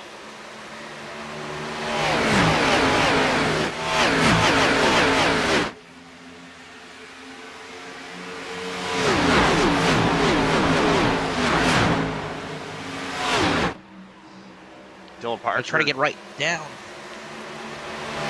Dylan Parker was trying to get to the right rear of Michael Walls. Now he's going to look to the inside.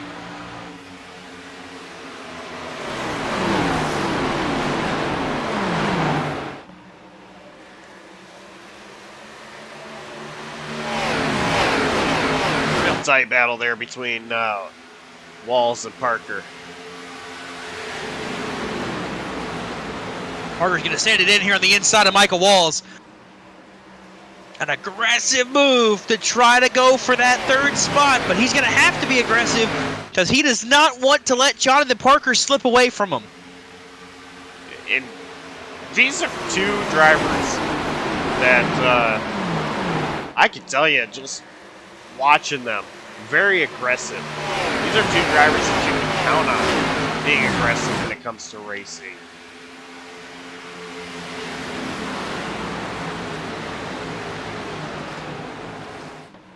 Two very hard-nosed drivers. Yeah, you mentioned it. I mean, neither will give an inch. They'll take a mile, and they're going to keep fighting with each other here for this 3rd spot. But that's all good for Jonathan Parker. That's going to let him try to slip away from this one and let these 2 keep battling. And Dylan Parker, I think, might have taken notice. It's not going to be easy to get around Michael Walls. Maybe he needs to play the long-run game here. He knows still 1 pit stop looming. Can he try some strategy? We know it didn't necessarily work out the first time. Could something happen for him? Is Ethan Fonseca Moreno is going to get to the outside of Noah Mayuri? I think Moreno. Go ahead. I was going to say, I think Moreno got his point across. I don't think he's going to do anything to Dylan Parker. But is this going to get into the head of Dylan Parker? No, he's got Moreno right behind him. Considering how they were the last time they were around each other when they were getting around, I don't think they had any issue last time. You know, there were no bumping and banging. They were racing to the clean, so I think they got that out of their systems with each other, and they've got that, notice of, okay, try to keep it a little cleaner with each other, and we'll try to make this, a nice clean battle. So we'll see how this works out.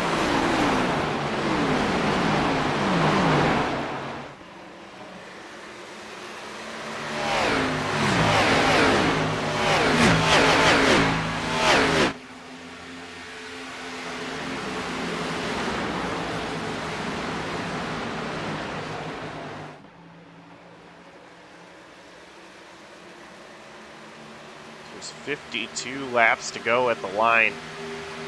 Jonathan Parker leads Dane Cruz, Michael Walls, Dylan Parker, and Ethan Fonseca Moreno for the top 5. Jonathan Parker, Dylan Parker, the 2 remaining Championship 4 drivers.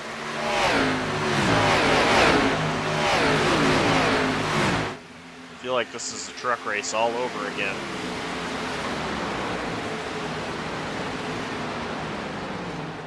Now the question is Jonathan Parker Grant Enfinger or Ben Rhodes? That's a good question. Is he? He's one in the catbird seat right now. He's got control of this race. We'll hit 50 laps to go when we cross the stripe next time by. Dylan Parker back in 4th is going to need a little extra help if he wants to try to hunt down this 48. But the big thing we mentioned, there's one more caution. There's one more pit stop. We could have a caution in that time too, probably a couple more. But there's at least one more pit stop that will be made by these drivers as they get ready, to get to this final run of this race. Dylan is going to have to be on it. He's going to have to get to that stall clean. He's going to have to get out of pit road clean, and he's going to have to make up some good time. And it's going to be a matter of just how things shake up for Dylan Parker to see if he's going to have a chance to win this championship. And remember, we almost saw what could have been a caution earlier during green flag pit stops with Michael Kruger spinning coming to pit road. Dylan Parker now getting around Michael Wall is going to slide up the track. He sent it hard in there. Michael's going to try to slide back in front of him, and he's going to clear him back. What a job.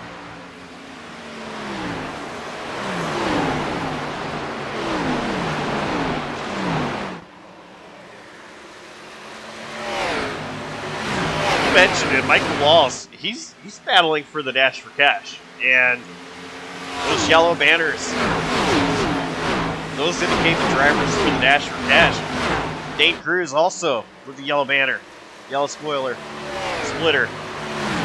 Cruz right now leading the Dash for Cash. So Walls, he sees an opportunity right in front of him that Dylan Parker gets ahead.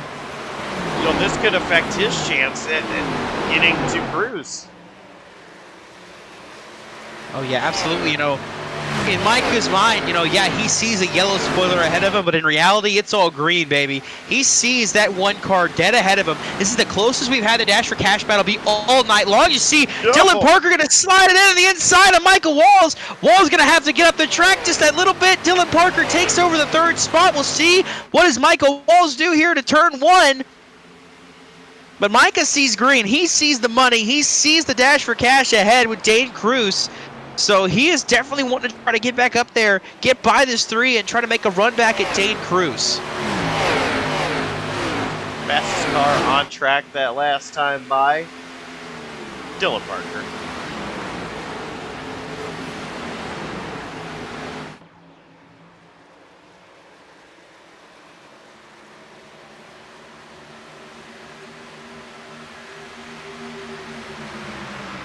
It's now Dylan chasing down Dane Cruz.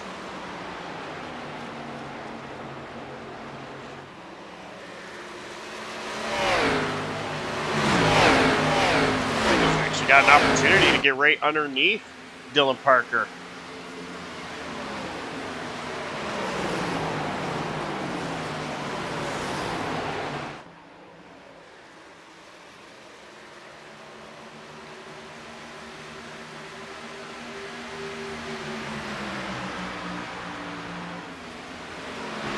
Dylan Parker continuously putting down fast laps.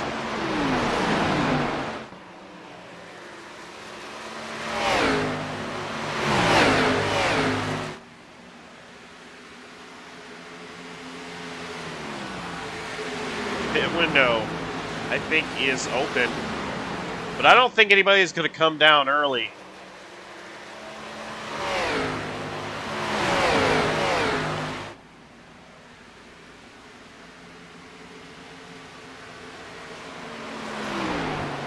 If there's anybody that might come down with this window being open, I think you're looking at that 8th place car of Brett Bennett. Might be one of the guys that tries to lead this charge of pitting once the window opens. He's very much the key component of trying a different strategy than what the rest of the field's going to do. I mean, I'm not sure if he's going to try to go off cycle with the field and try to go early, but I think if there's anybody that's going to be a key suspect in that kind of, you know, decision making, I think you're going to watch that 76. He might be one of the ones to try it. For Jonathan Parker, I think he's got the easiest decision here. You know, let Dylan Parker make the shot. Let Dylan Parker decide when you pit. In the sense that if Dylan Parker were to say pit now, I don't think Jonathan Parker pits now. I think Jonathan Parker waits a few laps and then comes down pit road. He won't have the advantage, you know, with Dylan having the tires. After Jonathan Parker hits, he would have the advantage. If Dylan Parker continues to wait this out as the laps go down, this just goes more in favor of Jonathan Parker. As right now, I mean, I assume Dylan Parker is pushing with everything he has. And he's been faster than Jonathan Parker, but now it's starting to fall off just a little bit. I have to imagine it's because he's pushing those good gears to their max, and they're starting to fall off a little bit.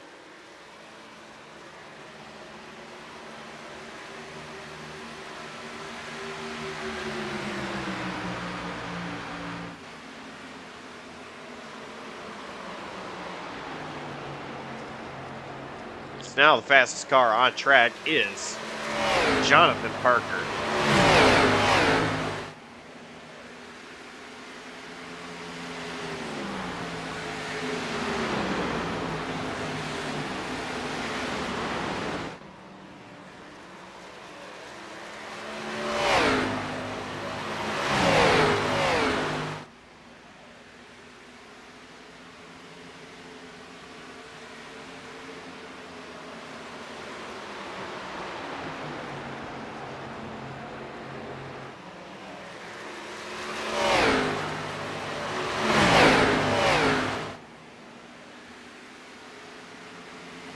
Michael Walls right here on the back bumper of Dylan Parker.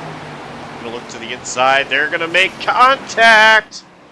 Still leaning on each other. Micah remembers what happened a few laps ago. They are still side by side down the front stretch heading into one.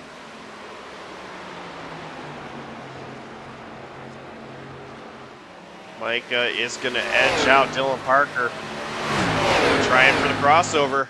Not quite going to get there. Micah's blocking down the straightaway, though. Now Dylan Parker inside Mike Walls. More contact! Dylan's going to have to clean it up a little better than that right now. He needs to get his head back in the game. Look who's coming behind, too. Here comes Ethan Fonseca Moreno. Not the ideal scenario for Dylan Parker to be in with these two behind him. Well, I think he's poked two bears.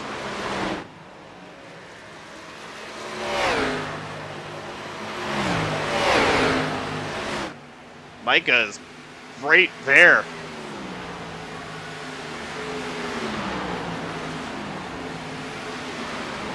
Micah gonna give Dylan the shot. He's gonna turn it sideways.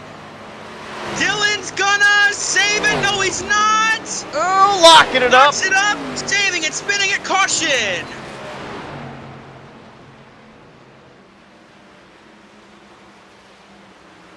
Now it's really feeling like the truck race.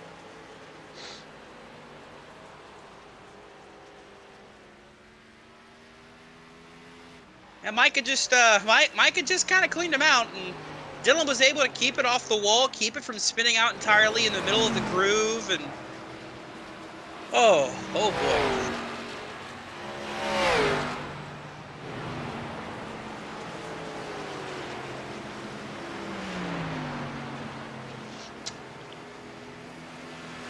Yeah. So that's a thing.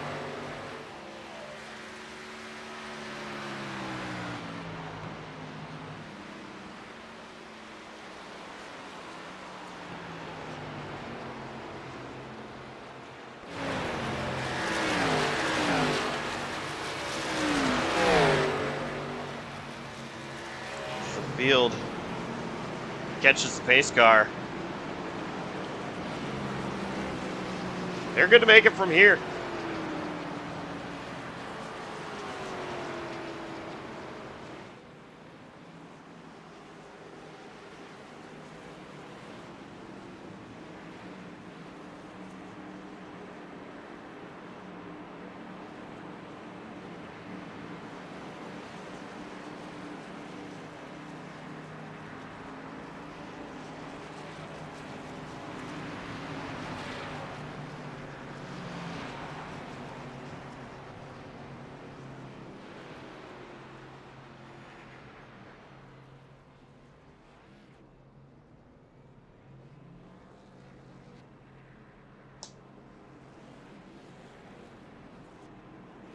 Some differing strategies are going to cycle the field out in terms of tire choice. Christian Pacheco and Blaine Sparling out first and second. 2 tire calls for the 88 and 59. And it's Jonathan Parker, Dane Cruz, and Noah Mayuri in 5th. Ethan Fonseca Moreno, then Michael Walls, Brent Bennett, Michael Kruger, Hunter Karsten. That is your top 10 as they stand right now. Dylan Parker will come out of pit lane in 12th place. Oof. Oh boy.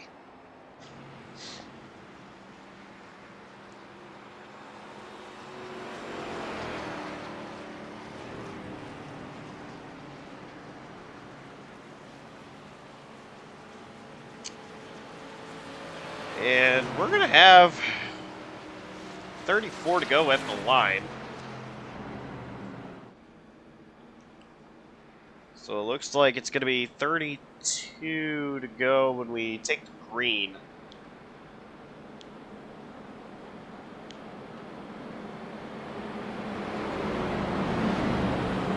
Jonathan Parker, 0 wins this season.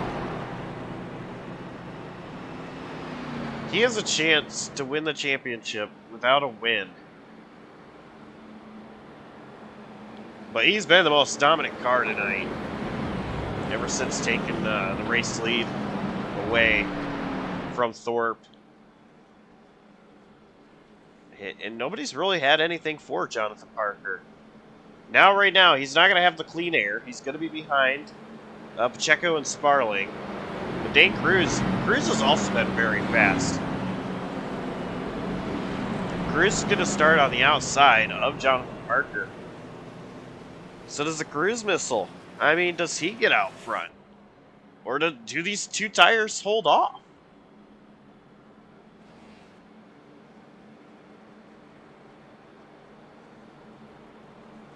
Yeah, it'll be interesting to see.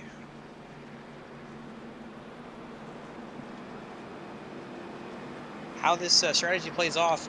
2 tires on a shorter run, I think would work better, but with it being such a long run, I mean, we still got over 30 laps to go in this race.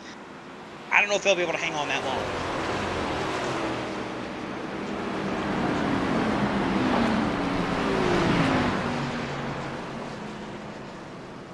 So here we go. Pacheco, Sparling, Jonathan Parker, Cruz, Mayuri, Moreno, Walls, Bennett, Kruger, Karsten, and Dylan Parker.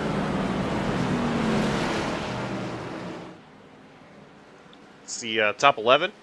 Everybody else is either coming off pit road or taking a wave around, with the exception of Luke Nupp and Michael Thorpe Jr., who are still on pit road. Luke Nupp actually did come back out on track, run a couple of laps.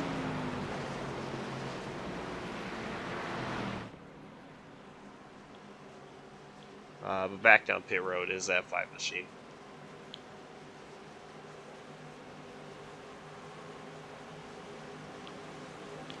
So 32 laps to go. Christian Pacheco is inside the restart zone. You know, he told his buddy Jonathan Parker when he was going, just a great jump there, and contact in the back. Dane Cruz from Sega Moreno. As all that happens, Jonathan Parker is checking out. Noah Mayuri sliding a little bit on the exit of the corner there. Going to gather it up right in front of Michael Walls. Now in front of Hunter Karsten. 3 wide situation heading into turn 3.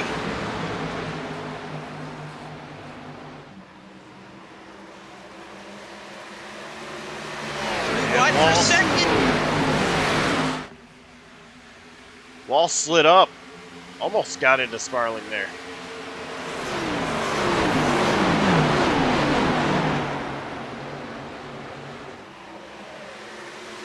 And now Sparling, Karsten, and Mayuri going to be pretty wide.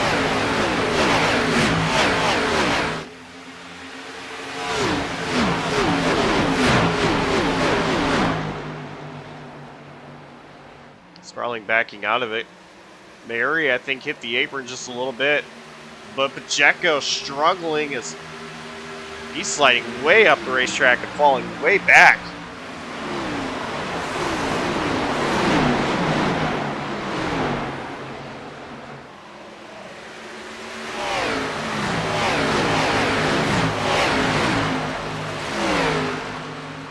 Meanwhile, Dylan Parker back here falling back.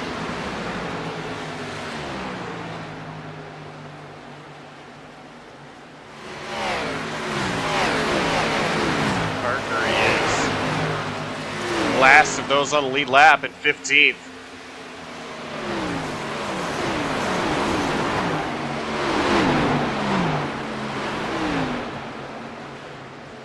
I'm thinking here, Dylan Parker saving a set of tires in case there was another caution. I don't think he took any tires there. I think it was damage repair, fuel, and that was it.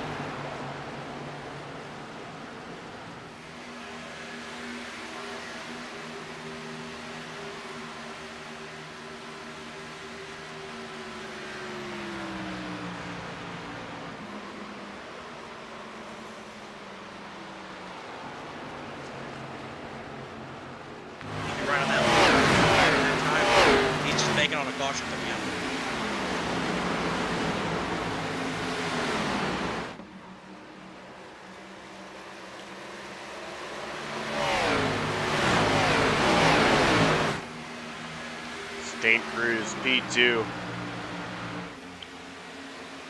Even with Sega Moreno, third. Brett Bennett in fourth.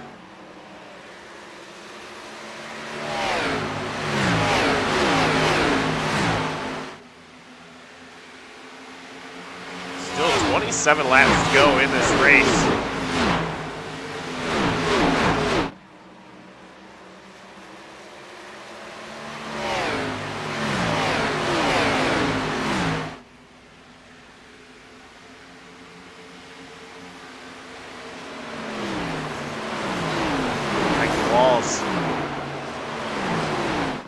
Currently fifth.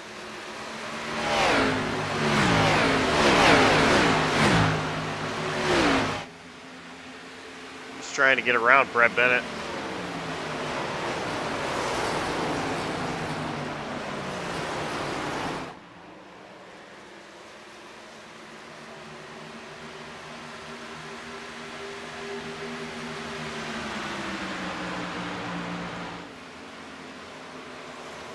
Jonathan Parker just checking out, though.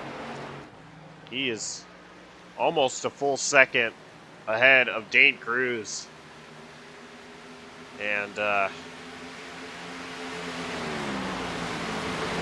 know, it's pretty easy here. Trying to tell you all the wins that all the four drivers have. I don't have to go back to stats to tell you Jonathan Parker what wins he has this season. I know them all off the top of my head. And that's because he doesn't have any. And it's crazy to think about. I know, I've kept mentioning this week in and week out as we've headed towards the playoffs and then into the playoffs. Now, Jonathan Parker had yet to find victory lane. Yet he's been consistent. He has consistently made his way through from round of 10 to championship 4. And, you know, this system, this playoffs here that we have, you know, all you got to do is just beat the other three competitors. John Parker, he's been prepared. He's been waiting for this. And he has consistently been faster than everybody else on track in this race. And Parker, he wants to win back-to-back titles. He wants to add another championship to his name. He's already the most winningest driver on JCTV. He already has more championships on JCTV than anybody else. And he just continues to add to his stats.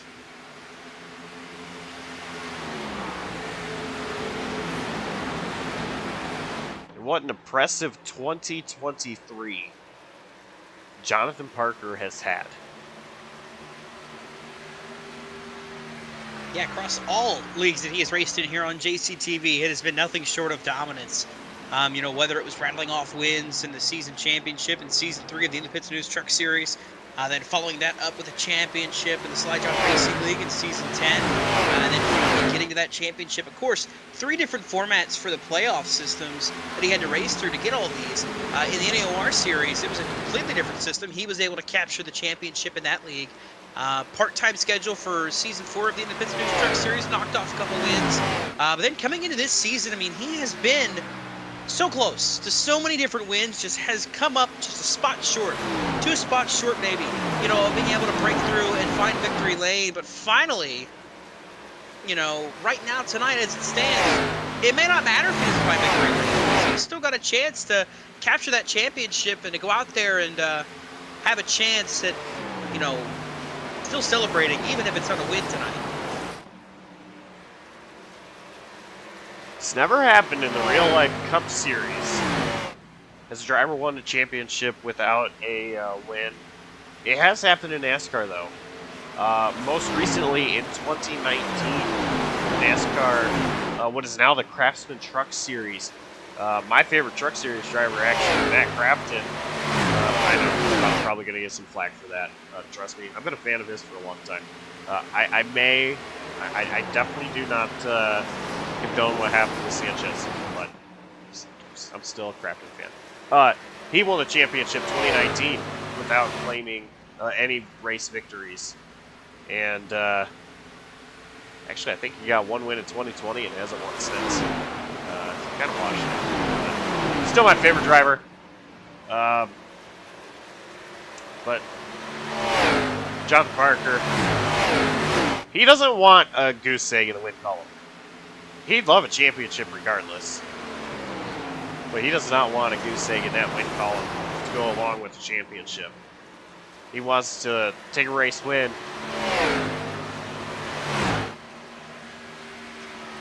And again, he does not have to win this race. All he has to do is finish ahead of Dylan Parker. Dylan, of course, is currently 15th. If Jonathan Parker finishes 14th, Dylan Parker stays 15th, Jonathan's your champion.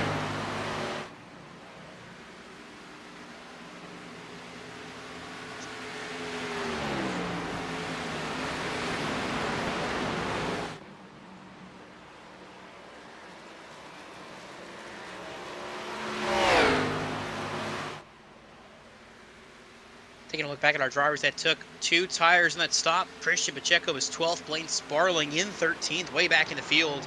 Obviously not the right call. Looks like Jeffrey Armistead, too, another driver that didn't take tires on that last pit stop, possibly. I think he might have come down and topped off on fuel, though, at the end of that caution before the green flag dropped again, so that might be why he is so far back. But he also could just be saving tires and hoping for a late race yellow. I just want to say to the fans watching this that are currently in Discord, I see you. And yes. Shout out to Andrew Elias, Oscar Enriquez for giving us black for Matt Crafton fandom. That's so deserved. But meanwhile, on track, 15 to go. Jonathan Parker is 15 laps away from his first win of Season 11. Most importantly, the championship. Here tonight, 1.5 second gap and still gaining. Second place right now is Dan Cruz, but I don't think Dan's going to mind too much winning that dash for cash if he's able to hold true to this spot right here.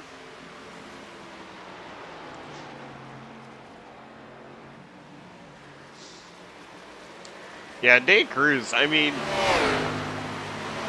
he's had a really good season that he's actually raced in. Part-time for Dane this year, but was able to make the Dash for Cash and took home the first prize, locked himself into tonight. Dane Cruz, he's had himself a really good race so far, and he's in a pretty good position with Michael Walls in fifth, the driver currently second in the Dash for Cash running. Yeah, I got to correct something though, Josh. You mentioned he's had a good season. He has had a good season in a different league, in the Monday Night Truck Series League. Court, yes, 2 Motorsports Truck Series. He has done phenomenal there and is a champion contender. However, he has been snake-bitten Tuesday nights here on Slide Job Racing League. He has made 11, maybe 10 starts this year. In those 10 starts, he has yet to record a top 3. He has had he's had maybe 3 4th-place finishes. He has yet to crack into that third, second, or first category. No wins of the season, and a lot of disappointment, a lot of finishes outside of the top 10 for Dane Cruz. So a good rebound to end the season, currently riding in the 2nd place.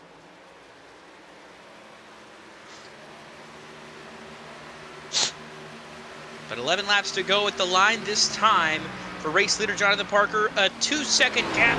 That one car of Dane Cruz is just a dot in the rear view mirror. And I also want to give a shout out to Cameron Caldwell. He's watching as well. Shout out to him. All the work that he puts in to making the JCTV streams really good. Appreciate all the work that C2 Graphics does. Cameron Caldwell, of course, the man behind C2 Graphics. We could not do this without you, and appreciate it. And shout out to Andrew Elias, our truck in-race reporter as always. He always gives great insight out on the racetrack whenever he's with us. He's not here with us tonight, sadly, but Andrew, buddy, when are you coming back to race with us? Come on, man. We need you as our in-race reporter. 9 to go this time by Jonathan Parker. He's just counting the laps down at this point. And the last thing we need is a yellow flag to fall on the racetrack. The way things are running, everybody's kind of spaced out pretty evenly. The closest battle is between Jeffrey Armistead and Dylan Parker. There's a 2-car battle right there for 13. They're also catching up on Christian Pacheco. Blaine Sparling way further back in 15th place right now. Jake Scarborough just got put a lap down. Possibly another lap here soon. He's kind of slow on the track, but not slow enough to warrant any kind of caution or anything. Jonathan Parker just continuing to run away with this one now. So we have about a second heating up. Moreno is slowly reeling back in Dane Cruz.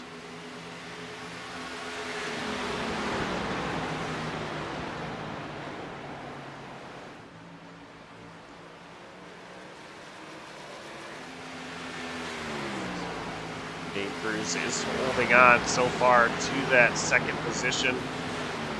Either Fonseca Moreno, not a driver going for the Dash for Cash, so he doesn't really have to pass Dane Cruz, but you know, Ethan still would love to finish 2nd behind his buddy Jonathan Parker.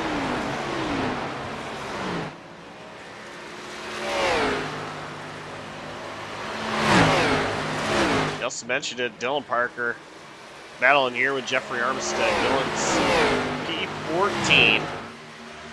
Did get around Blaine Sparling. You know, if caution were to come out now, we'd only restart with just a few to go. If Dylan Parker were to get tires on his vehicle, he'd still have to make this way through about 10 cars and only a couple laps. Still Parker, I mean, he did what he had to do as far as strategy goes. Don't take tires. Hope caution comes out. Your only opportunity at this point after that slide on the racetrack earlier that brought out the 2nd caution, and she's sliding there. but Jonathan Parker just took a 5 to go signal. 5 laps to go in season 11. Battle for second, still heating up. Ethan Fonseca Moreno all over the back bumper of Dane Cruz, and Dane knows if this pass happens, it's not going to affect anything. He wants to win. He wants to hold off and keep second place. He is not wanting to let this 43 machine go by, but he knows if it happens, no big deal. He still wins his dash for cash, but he's going to fight like hell to the end of this race to make sure that he can stay up there and hold on to second. But how about this behind? Just look a little further behind. Look who's back there in the 4th spot. Brett Bennett had a great restart, a good run going, and he is contending for a top 5 to close out this season. He has had a bit of a down season, not able to find victory lane, but this top 5 has got to be a good morale boost heading into next season. I think the other interesting thing about this was he was tied in points with his teammates. And Brett Bennett, if he finishes here, he's going to be the highest finisher in points out of his teammates. Michael Kruger and Jeffrey Armistead. Let that sink in, guys.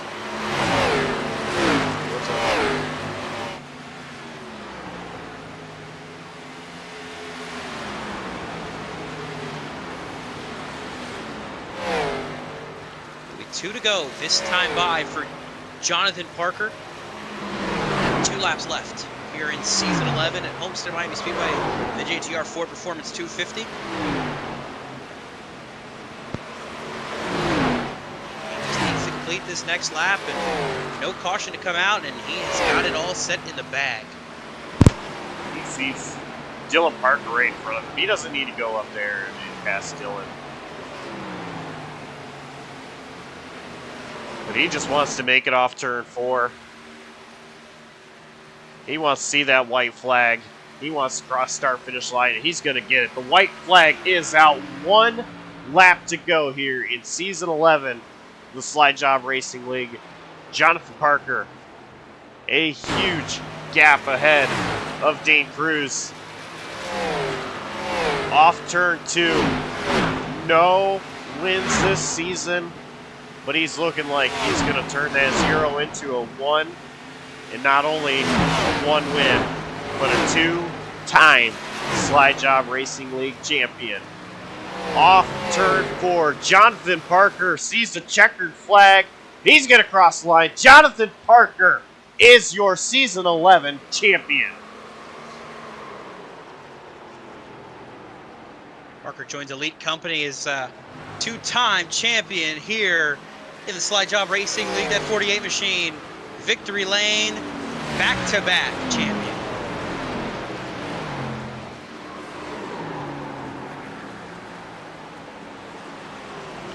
Incredible job by Jonathan Parker. And you see his friends, teammates celebrating with him.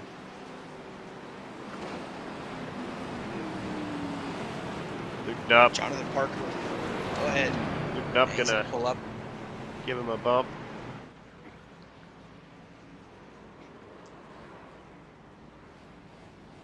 Ford back out on track as well.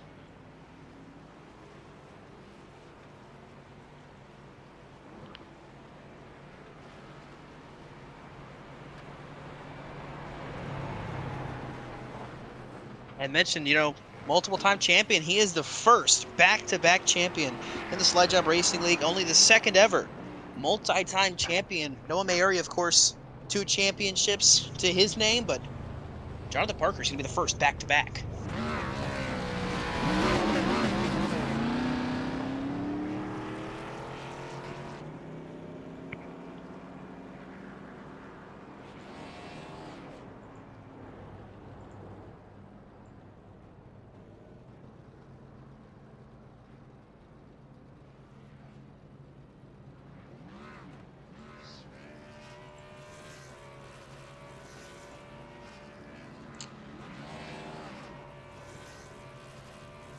So, Dawson, gonna let you go. You gotta get ready to go to work.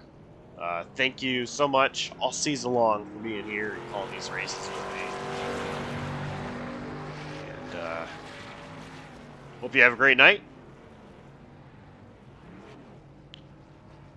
So we're going to handle post-race interviews. And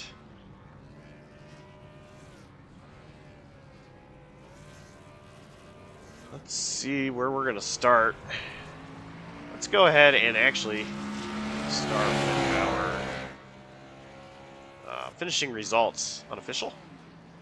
Jonathan Parker, of course, the race winner. Dane Cruz, second. Ethan Marino, third. Brett Bennett, fourth. Great top 5 run for him. Michael Walls finishing 5th. Michael Kruger, 6th. Bill Mary, 7th. Hunter Carson, 8th. Darren Roy, 9th. Gabe Kazola, 10th. 11th goes to Jonathan Jurgensmeyer, 12th. Christian Pacheco, Jeffrey Armstead in 13th. Lane Smarling, 14th. Dylan Parker, 15th. Your second place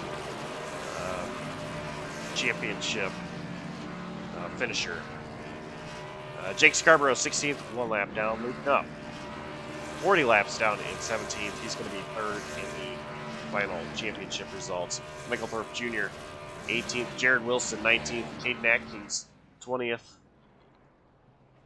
21st, Storm Patterson. Adam Kuhn, 22nd. Zachary Wareham, 23rd. 24th, Robert Lukens. And JT Larsh, Jamie Wright did not race tonight.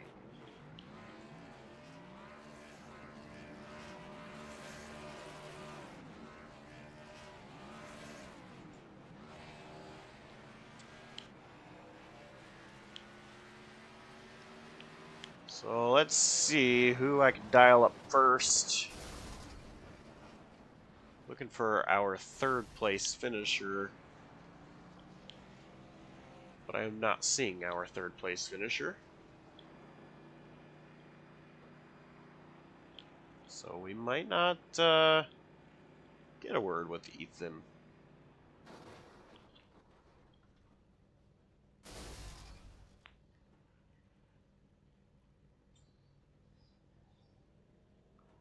So let's go ahead and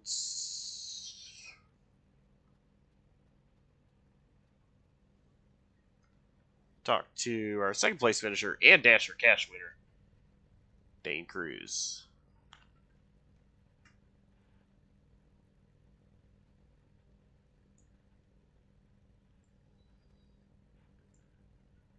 Hey, Dane.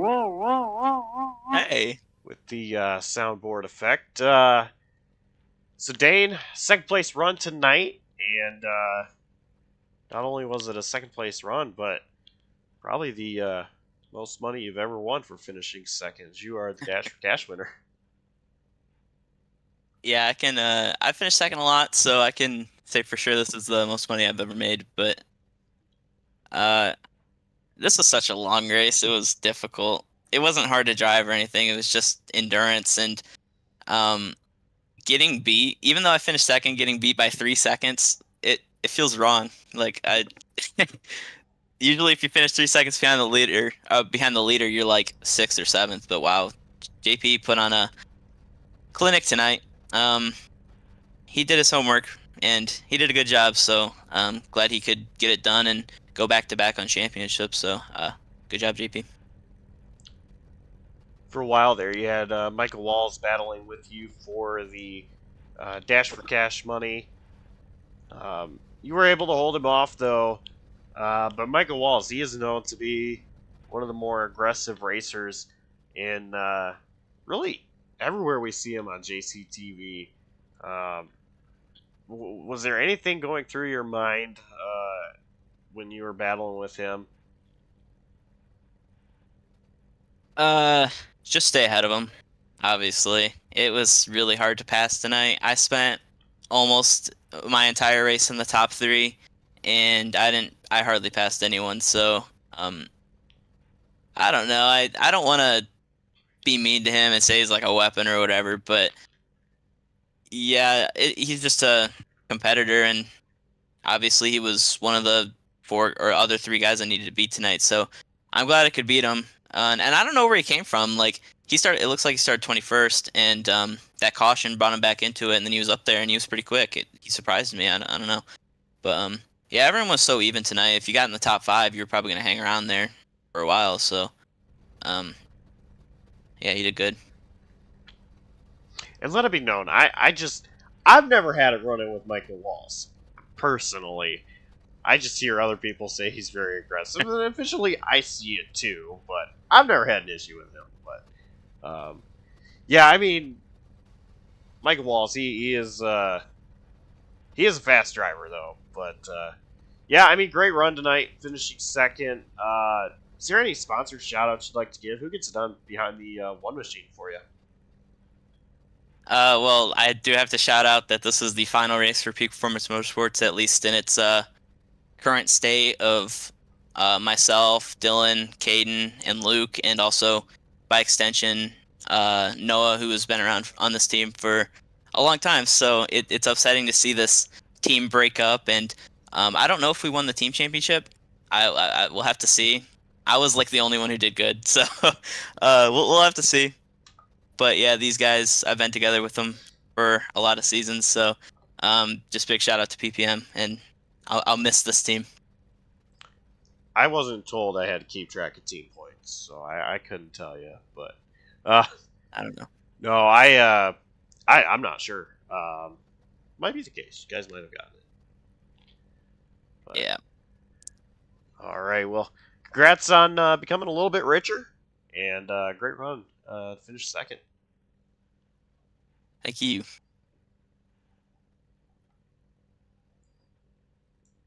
That was Dane Cruz, your second place finisher. I'm still not seeing Ethan. So, let me see.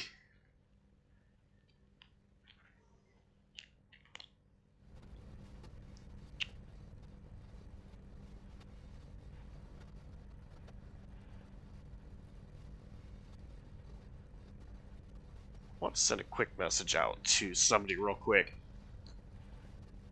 A lot of times when we have champions being crowned on JCTV, I like to, the league commissioner or owner, introduce our champion.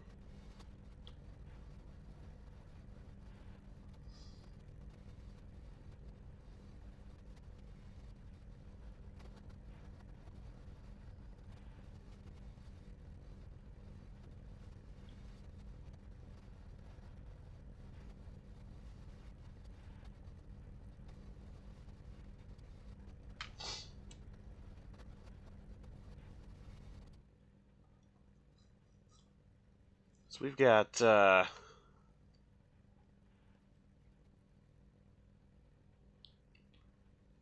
couple more interviews here tonight.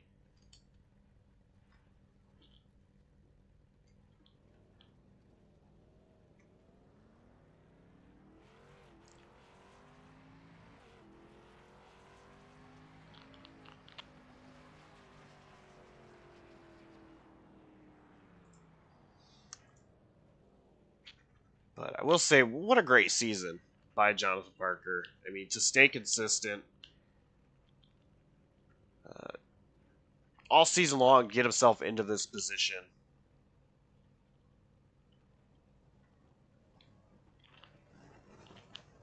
To be able to race for his second championship.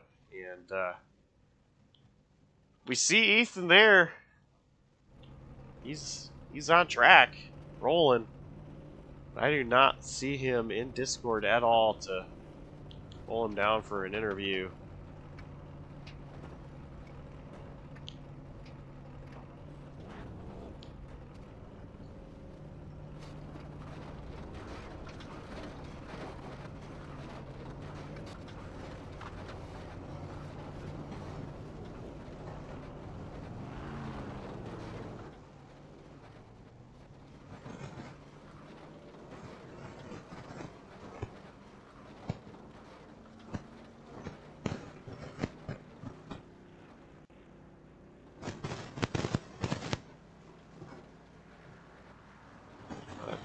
we do have.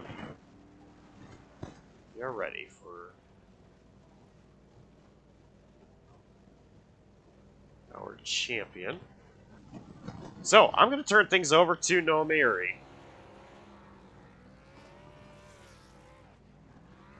If he's ready. Hold on just a second. Sorry.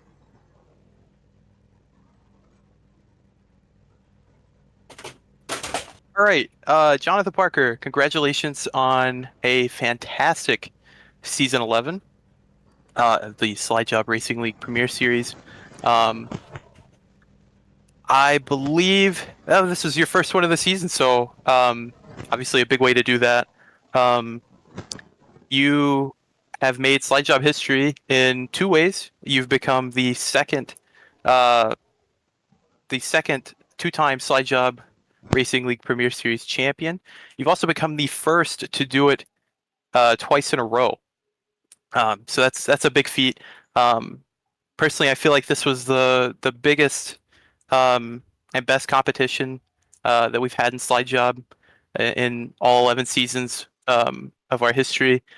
So to me, this championship is a big one. This is a really big one. This is a really competitive field, and you proved tonight that you were the best.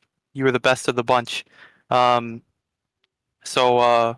with that, yeah, congratulations on becoming a two-time Slide Jawb champion, and I think this is a great season for you, and I think there's some big things to come going forward. I think you've got a great shot at going for 3, but that's jumping a bit ahead. But for sure, on being a two-time Slide Jawb champion.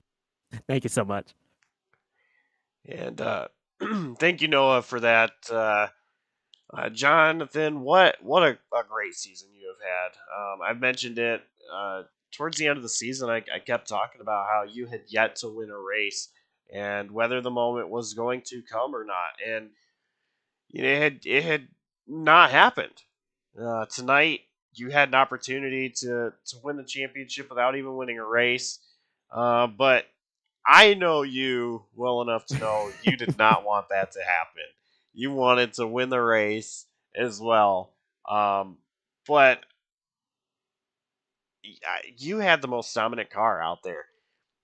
Michael Thorpe Jr., he started out on the pole, and he gave you one heck of a fight for it, too. That was an incredible, clean battle out of you two. Once you got out front, you checked out. So what was going on through your head? Did you think that if you got ahead of Thorpe, that clean air was just going to allow you to pull away like it did? I thought I would be able to pull away a little bit, not quite like the way it ended up being, because I mean, it's just, this is like Noah said at the start of this interview, it's just such a tough field. I mean, Dane, he wasn't in the playoffs, but I mean, he's been so fast these playoffs. I mean, everywhere except really the road course, he was just lightning quick everywhere we went, and I don't know, it's just I knew the way I was able to just kind of ride behind Michael Thorpe in his dirty air, the way I was able to get runs on him, that I had a pretty good piece, and I was just trying to, take my time with the passes, and he raced me with such respect today, and all the time he races me with respect. He raced really hard, but he always races me clean, and I made sure to match that, because I want to put on a good show for the fans, put one that's clean. You don't want to, the way the truck race happened on Friday night, you want it to be like the way Xfinity and Cup was. And I did my best, and it was the best I've hit my marks all season. I mean, it was really frustrating, a really frustrating season, because the speed was there. I was running top 3, top 5 all season long, and I felt like I let Auto Club get away from me, and that I was kicking myself for a while after that. And Nashville had unfortunate circumstances happen. I thought I was probably the fastest car there. It just didn't work out. There's probably a couple others I can't think about. Kansas, I'm not even going to talk about Kansas, but typical race car driver. I'm thinking about the ones that got away and not about the big trophy. But yeah, I trade all those wins away for this one. This one's special. This one's awesome. So you mentioned that you did not want to race like the truck race, and this kind of did come. Yeah, to that's be why a I said I race did my like the truck part. race. And so, when you found out what happened between Luke and Michael, what was going through your mind then? I'm going to be completely honest. I was more just disappointed that anything happened between any of us, because it's, whether I win second, third, fourth, I always say, I just want to put out there that if I race people cleanly. I always do. I'll never crash you to win. I'll never do anything dirty to win. Because if I can't pass you cleanly, then I'm not really better than you. So it's the fact that we had some incidents between that. That honestly, I'm gonna be honest, that really pisses me off, because it's not only to rob the fans of anything that could have happened. You never know if that race went green. I mean, it was a little bit of a fuel mileage race. You never know what could have happened. I was pretty good on fuel, but I mean, you never know if I have, just misclick in my fuel or something. You never know, and it's I feel like we got robbed a little bit of a more organic finish than what it turned out to be. I didn't obviously, I haven't seen a replay of what happened between the 5 and the 4. I haven't seen what happened to Dylan Parker either. I mean, I just know that coming to 5 to go, I just saw him up ahead of me, and I was like, I don't even know what happened. It's just I don't know. I'd have to see a replay, so I don't want to like jump on anyone and say who's at fault or anything. But from what I heard, it didn't sound good. So it's from at least what I heard, it really pissed me off that happened. But Nup, Thorpe, and Parker, Dylan Parker. We are not related, by the way, if anyone wants to know. Me and Dylan Parker are not related. But it's, they all had great seasons. They were all really deserving of being here, fighting for a championship. And that's why I said I did my part, because I don't want anything crazy to happen that's out of the normal of racing. And if that's what happened out there, shame on whatever happened. But enough of being negative, man. I won the damn championship. Indeed, you did. And this is been an incredible year for you all around, in not just this league, but in the other leagues. Of course, not the latest season of the Independent News Truck Series that just ended, but the season before that, NAOR, you won the title, back-to-back championships in Slide Jawb. What a year 2023 has been for you. You're at 4 championships that I know of now. 3 away from Jimmy Johnson. So, I mean, are you starting to compare yourself to Jimmy? I always thought I kind of raced like him, not gonna lie. All the way since I was just a little boy racing on NASCAR 11, NASCAR Game 2011. That's where I really started league racing. And I wasn't that good at it. Was I? I mean, you're 11, 12 years old, right? You're probably not going to be that good, but obviously got a little better, and goes back to the racing clean, being super consistent. Jimmy was that. He would never go out there and rep people up. He didn't like to do that, and that's kind of helped shape me into the driver I am. And he's my hero, so it's awesome. I'm kind of emulating him. And you probably asked me after the first and second championship, how many more? I mean, how does it feel? I have no idea. I'm just enjoying the ride. And I'll give my all. You know how much I care and how much I give. So I'll give them hell next season. Hopefully we'll three-peat. All right, I've got one more question for you before I ask about sponsors and shout-outs. I hope I know the answer on this. So, what's the drink of choice tonight? I got some Miller Lights in the fridge, and I got Still Reserve. That's what we're going. I got school tomorrow. Not anymore. I ain't going to school. We're gonna drink a lot of beer tonight. I told the friends of the voice call that. We got a lot of beer in the fridge. I'm drinking that tonight. I ain't having one healthy beverage for the rest of the night, or really any healthy thing. But I just want to point out before we get to the shout outs is, I changed paint schemes for the playoffs because I'm a little bit of a superstitious guy. It's just the 2010 paint scheme, I love it. Just wasn't really working out. And I felt that this paint scheme is based off his 2012 race car.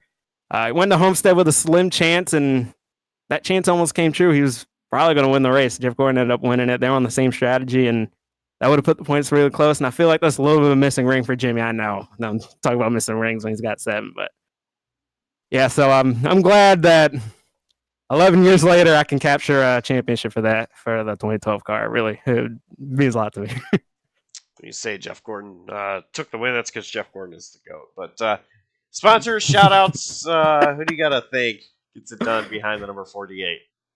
The greatest NASCAR driver of all time, Jimmy Johnson. 7's greater than 4, just in case for any of you math nerds, 7 is greater than 4.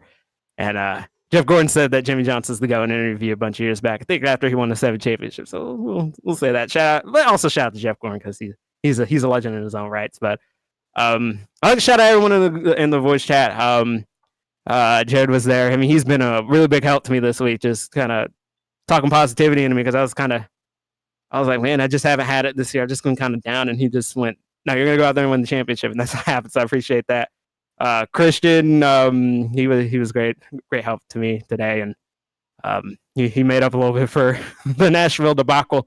Was that restart there, and everybody else in the voice chat, there's too many. Shout out to Micah. He ran really good today. He's always been good at Homestead in every game he's played, and here he is. he ran great today too. I'm sure y'all point that out on the broadcast, and I'd like to give a shout out to ETB too, because he gave me some encouraging words this past week too.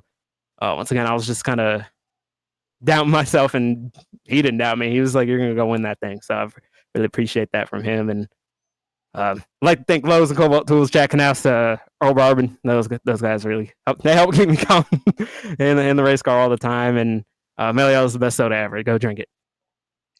Now you give the shout out to them.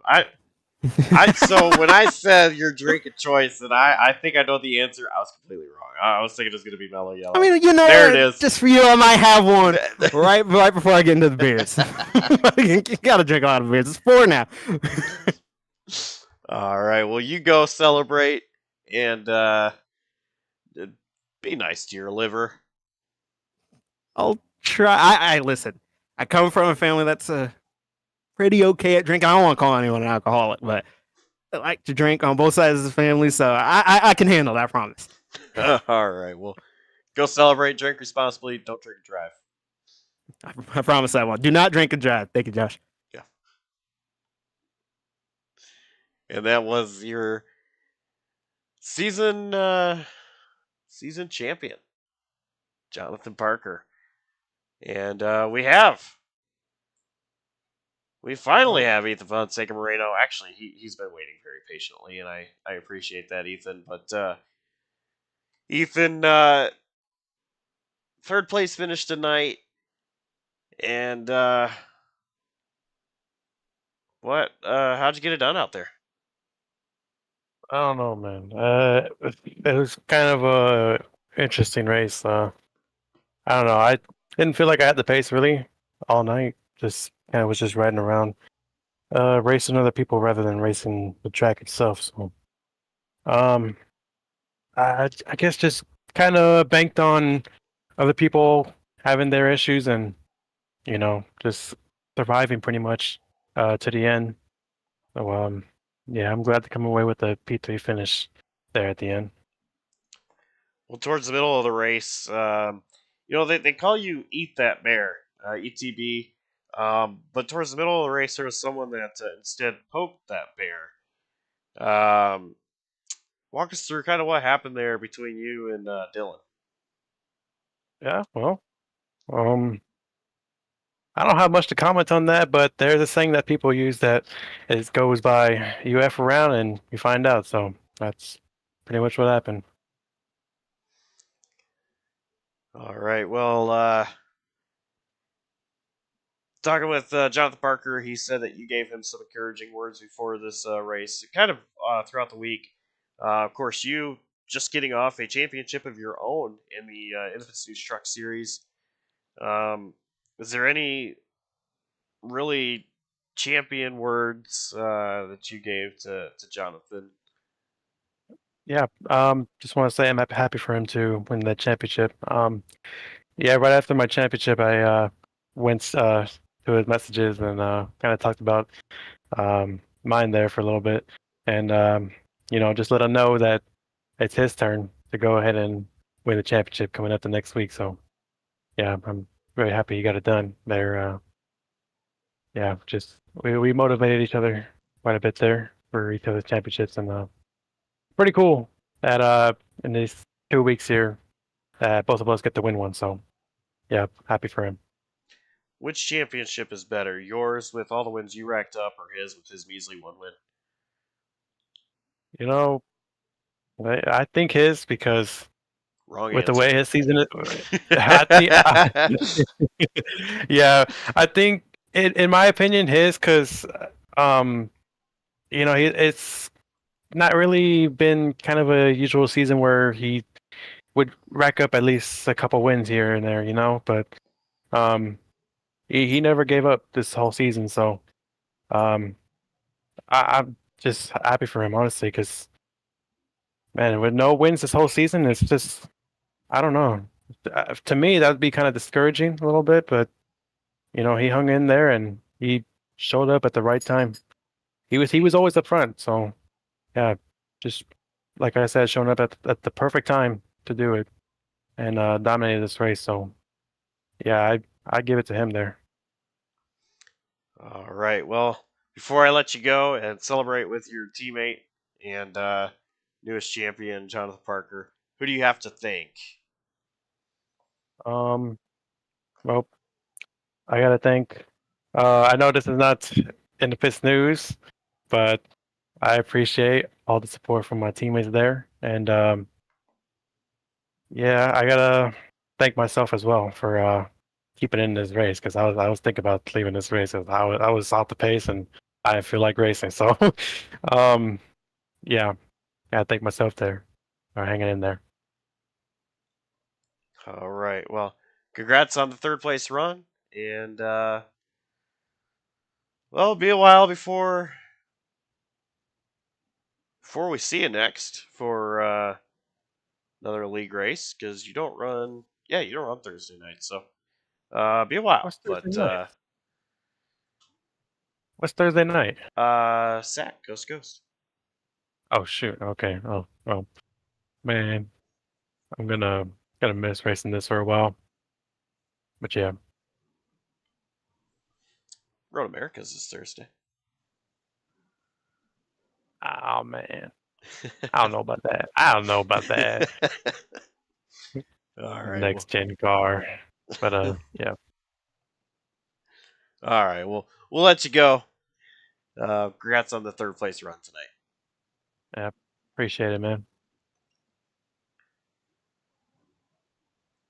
And that was Ethan Fonseca Moreno. Well, I think that's going to do it from us here. There's literally nobody else in Discord. So even if I wanted to interview somebody else, I can't. There's nobody else here. So, what a season this was. Congrats to Jonathan Parker on back-to-back championships. And, yo, you know what? I totally forgot. That's not it. Here we go. Here is the schedule for next season. This was actually given to me last 2 weeks ago that I never showed. So here's this. We got the Icebreaker Clash on January 9th, followed by the qualifying duels, and then the season officially kicks off January 30th at Daytona. Homestead, no longer the season finale. Be right in race 2, so Homestead pretty early on. So that is your schedule for season 12 of the Slide Jawb Racing League.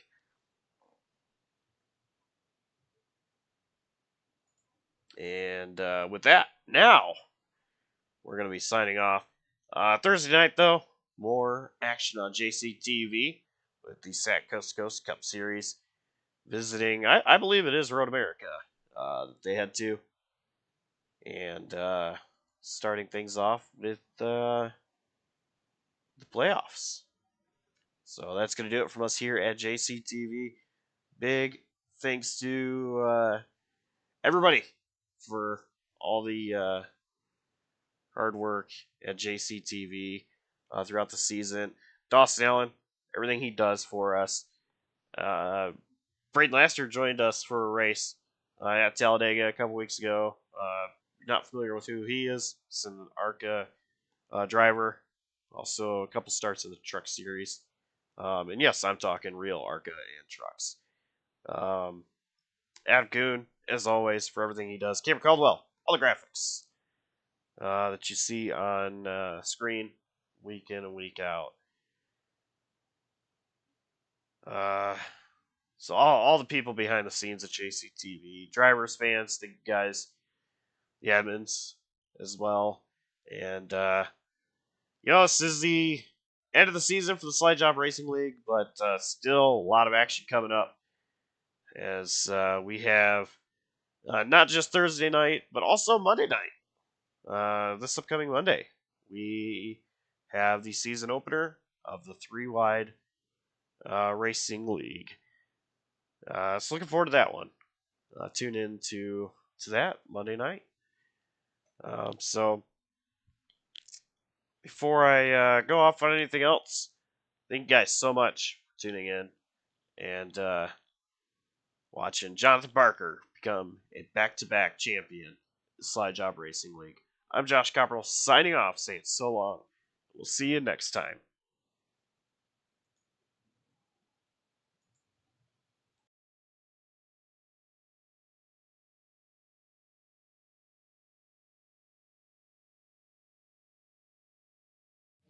It's all I can afford right now. When it struggles to start, no, it won't turn over.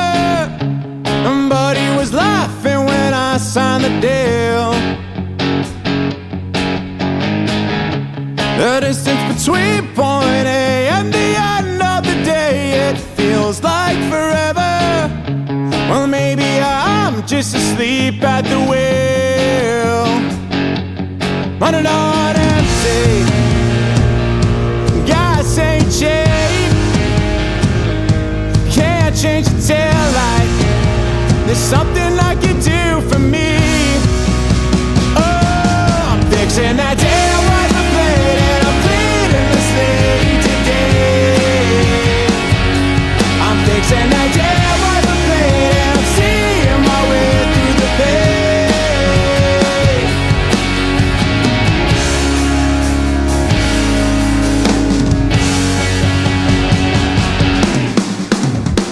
I'm not mechanically inclined to know that I've got a flat while it drags to the shoulder. It's hard enough to keep my eyes on the road, and not sure if the gear's gonna hold. It's starting to smoke, but I can't pull over. Left foot on the gas and I'm almost home, running on empty. Caffeine drains. Can't change the station, but there's something I can do for me. Oh, I'm fixing that tail wiper blade, and I'm cleaning the slate today. I'm fixing that tail wiper blade, and I'm seeing my way through the pain. I'll do it myself, don't need no one else. Sick and tired of always asking for help. I'm fixing that tail wiper blade, and I'm cleaning my soul of the rain.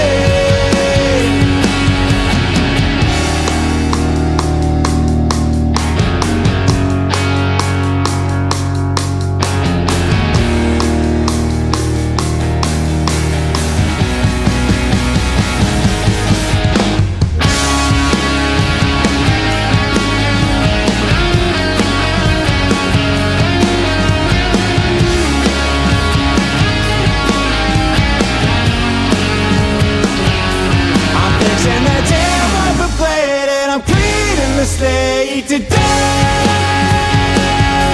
I'm fixing that tail